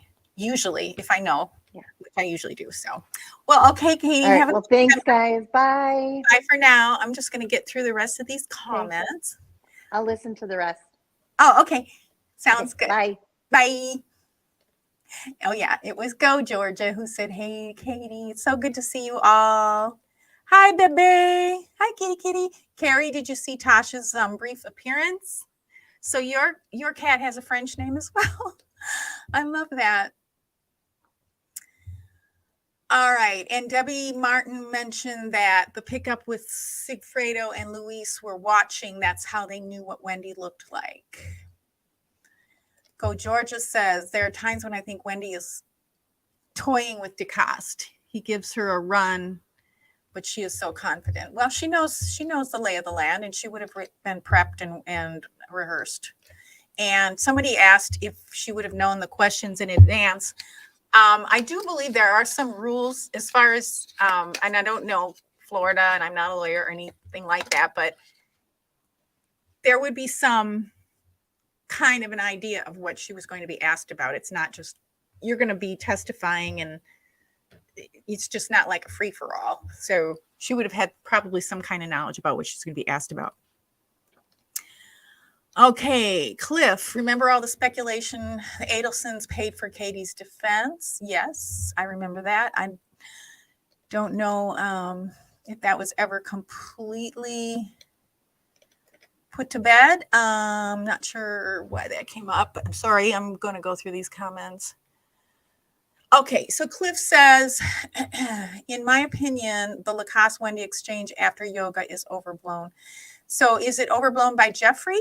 Because Jeffrey's actually the one who felt like it was kind of weird and chilling? Or is it being overblown by others, spectators, so to speak? Let us know, Cliff, what you mean by that. I'm very interested. Downtown Wonder.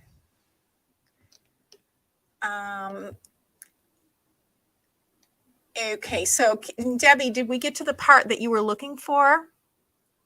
And I'm probably going to see it in the comments coming up, but if you didn't specify, because I'll make a clip of those ones if you would like.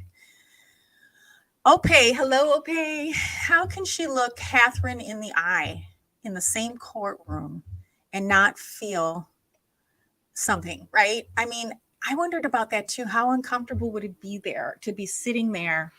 Okay, let's play devil's advocate here. Let's say Wendi knew nothing But now she clearly does because Katherine's been found guilty of murder. Okay. She hadn't been found guilty at this moment, but she was on trial for the murder of her ex-husband after a mistrial, after being indicted. So let's just say Wendi, completely oblivious to everything that was going on in her family and what happened to Dan. And she's sitting there giving testimony at someone who's charged with his murder and conspiracy to murder. That would be uncomfortable, you would think, if she really cared about her ex-husband and the father of her children. So on the flip side of that, if Wendi did know, it would also be uncomfortable. So either way, it would be pretty awkward. So that's a good point. Yes, Sigfredo's lawyer said that Wendi. Okay, let me read the whole thing. Did you ever see Sigfredo Garcia's lawyers back in 2014 when he said there was no way Wendi Adelson did not know about the plan to murder? That's right. Yes, I did see him interviewed a few times. Okay. I do. I agree. Go Georgia. She seemed confident and enjoyed playing with LaCasse. I felt like she was sparring, and she's a trained lawyer, so why not?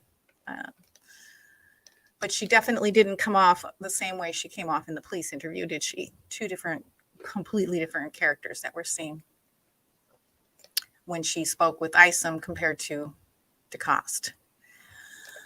Debbie, to call out somebody in the chat or anybody, you type the @ button, and then start typing the first couple letters of their moniker, their name. In my case, it would be DAW or DA, and the rest of it should autofill and highlight, and then you just pick it.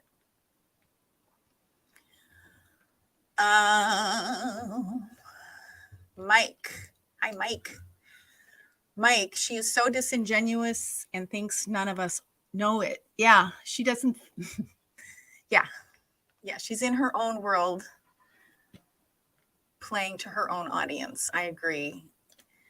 Georgia, she thinks she's the smartest person in the room. Yeah, but she's surrounded by some really smart people, isn't she? Like Cappleman and the judge. The jury's probably pretty smart too. Never underestimate the intelligence of a jury, seeing and hearing things that you maybe didn't intend. Okay. We're all baby boomers trying to figure out technology. Yes. Mike points out, I'll ask the questions. Good for him. That was refreshing. He did not let her get by with too much. Okay, Downtown Wonder, false narrative. I'm not sure what the false narrative is. I missed that. So let me know. I'm going to get to the rest of the comments, I promise. So Cliff, what is the false narrative that you're talking about? But either way, we respect everyone's opinion. We don't all have to agree on everything. It's okay. We're all in this together, all right? And I appreciate everyone weighing in. And Downtown Wonder answers. It is her opinion from the things regarding Jeffrey LaCasse in the trial. So whatever that is, yeah. I think from what I gathered from Cliff from your other comment, I wasn't sure if you meant that Jeffrey was overblowing what Jeffrey experienced, or if we were overblowing what Jeffrey said about what he experienced. So Jeffrey was pretty adamant in his police interviews that he thought Charlie and Wendi were involved in Dan's murder. So, and Cliff, I do have videos if you want to go through the police interviews of Jeffrey LaCasse, and you can tell by yourself if you haven't already done that. Pito Love, yes, she drinks waters at very opportune times. A lot of times we put something in our mouth to pacify us and also to keep ourselves from saying something. It's a tool we can use to kind of cover our mouth. using a water bottle or something to drink. She was up there for a while. Carrie B says she loves that Georgia corrected that for the jury. Yes. About the Markels taking her children away or whatever that was, sending it back. That was hideous that she would have accused the Markels of that.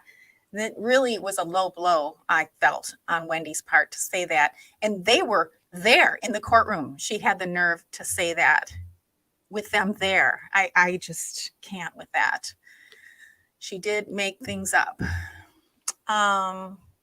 Empty pockets. What a wonderful mother. She only has her kids' best interest. LOL. What a great caregiver. Right.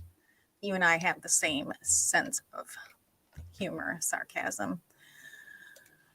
Downtown Wonder, a smart, educated woman with children that needs someone to travel with her. Yes. So this is regarding that she can't drive alone to her parents' place. She has to have someone pick her up because they do infantilize her, according to Jeffrey LaCasse.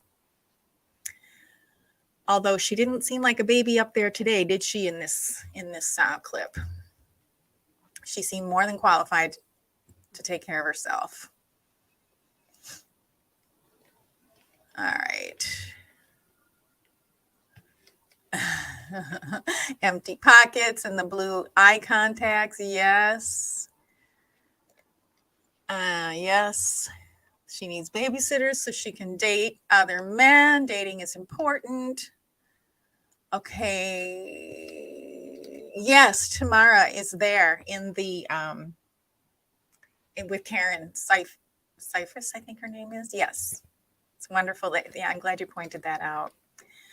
I really feel for her. I mean, watching the police interview with, I'm not sure if she pronounces it Tamara or Tamara. Super upsetting to see that. Super sad. Okay. Oh, sorry, Debbie. I missed your pause. I'm sorry. Okay. I'll put it in a clip for you. We'll do some clips from this.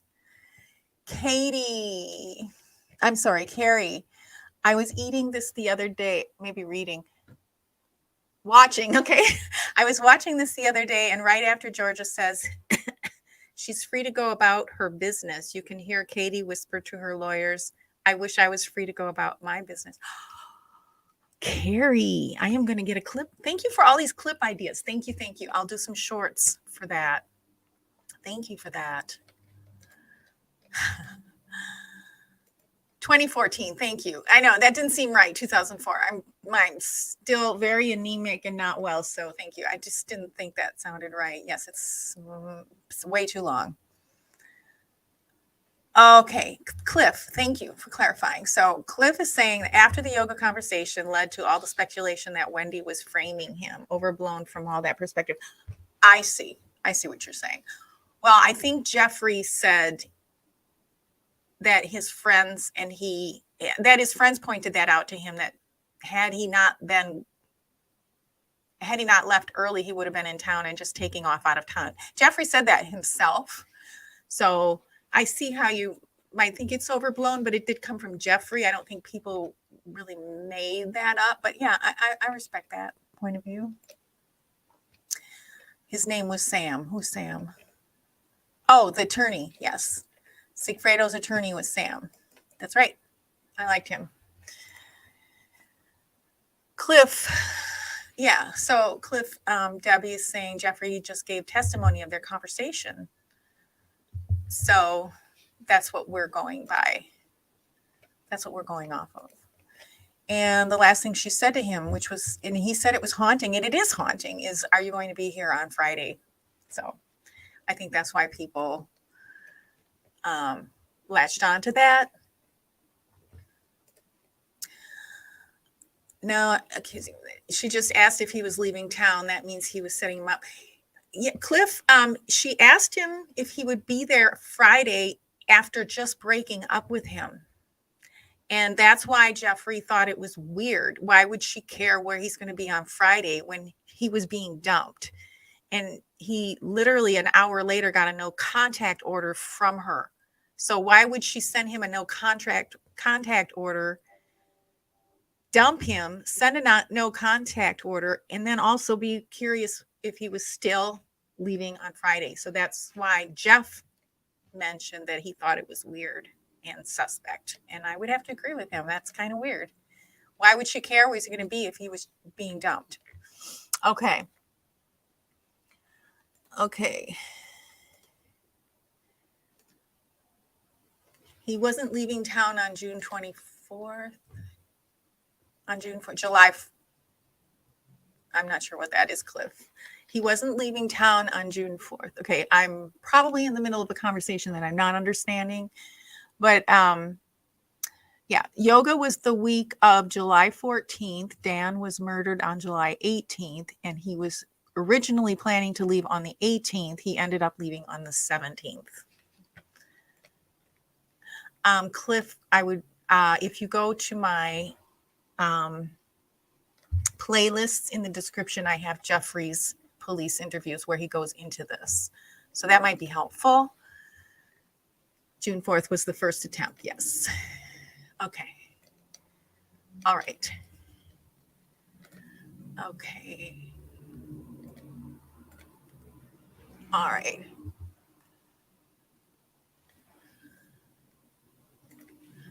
Okay. All right. And then we're going to get, believe it, we're going to get, we're looking forward to our favorite witness.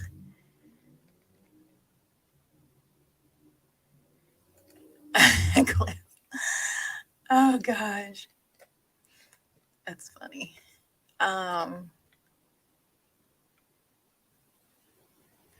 Downtown Wonder, this is interesting.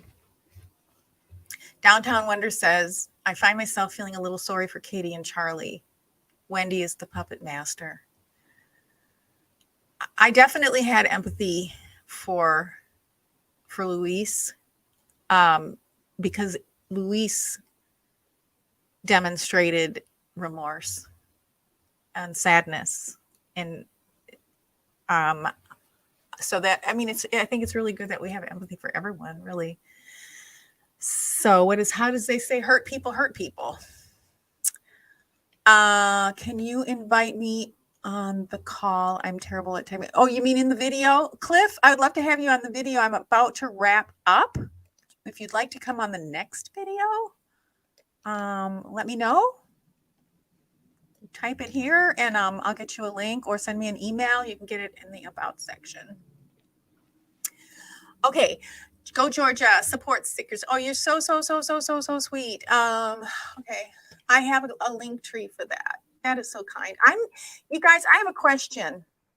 I am thinking that I am not going to monetize my channel, like, ever. And if you want to do support, just doing it this way. This is your option. You can always find it in my link tree. It's the top. You're so sweet. It's the top button in my link tree, and that's only because some people have been requesting. I cannot monetize yet, but I'm thinking of never monetizing. I'm not sure if I want to monetize. What do you guys think? Should I monetize or not monetize? Just not sure.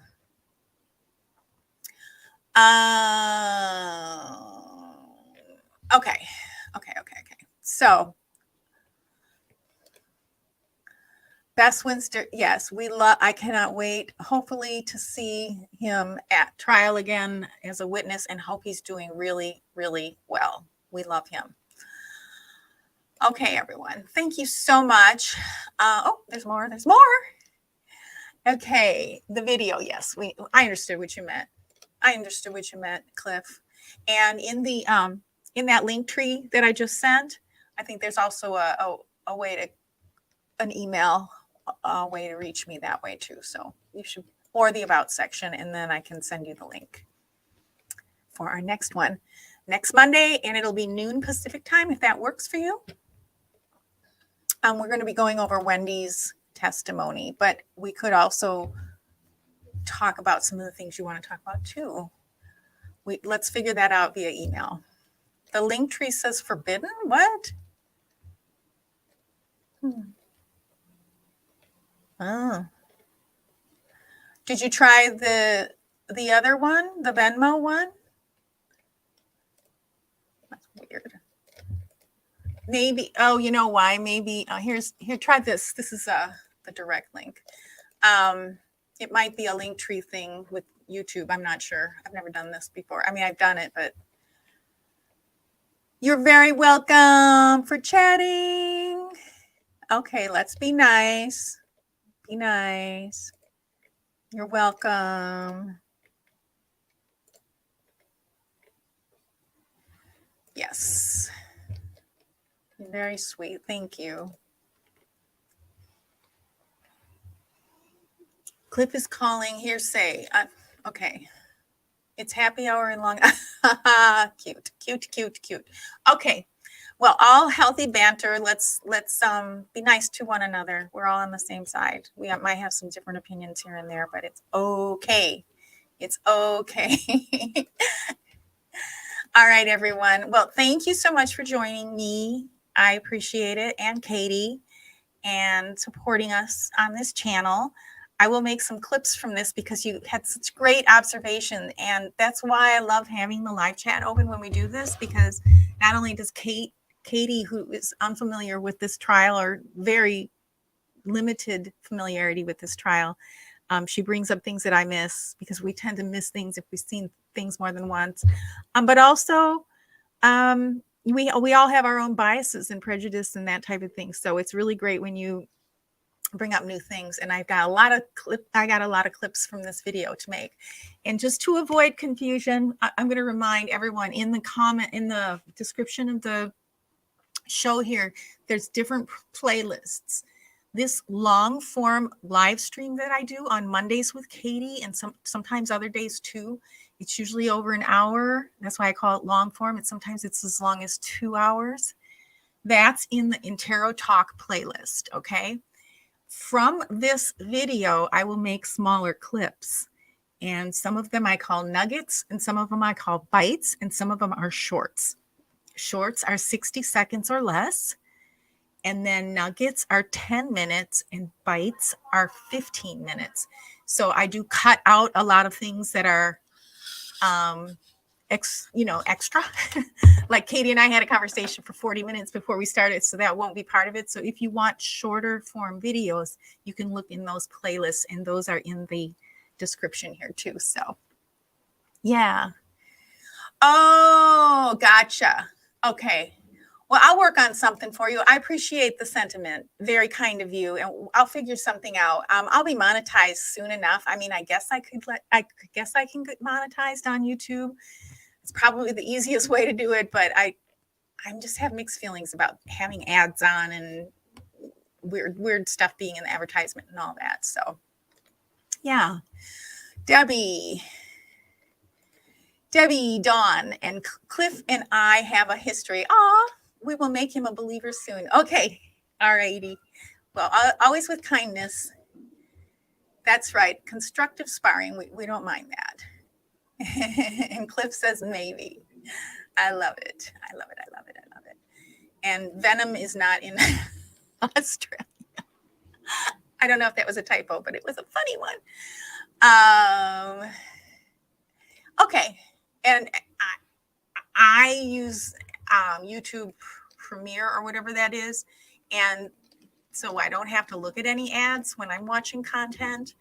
But the content creators still do get paid, but it kind of gets split. It's kind of prorated and all that. But so you can always get YouTube Premium if you don't like the commercials too. That's for watching. So I'll have to think about it. When I get to 1,000, we'll take a vote. How's that? Whether I should monetize or not. Thank you, Carrie. I'm so glad you got to see Tasha's tail. I don't think you got to see much more than that. By the way, Carrie, anyone who's a cat lover, Tasha's Instagram is up, and it's glorious, if I do say so myself. So let me grab my link for Tasha's Instagram. If you're on Instagram and you want to support Tosh, my darling daughter, I'm going to put that in Venmo, in the chat here. So Tasha's Instagram is up, and I mean, I had to get her up to speed. I have over 300 photos of her and her whole story. She's got quite a story. So if you start at the bottom, I don't know, expect you to do that, but it takes you through her journey with me, including getting a brother and the community cat, which is, I call her Auntie. We have a community cat here as well. But yeah, so if you want to follow Tosh, there's her Instagram. And Venmo, not Venom, which I thought was a great little pun. You're welcome, everyone. Bye for now. Thanks for joining me. I got to get to editing. Bye for now.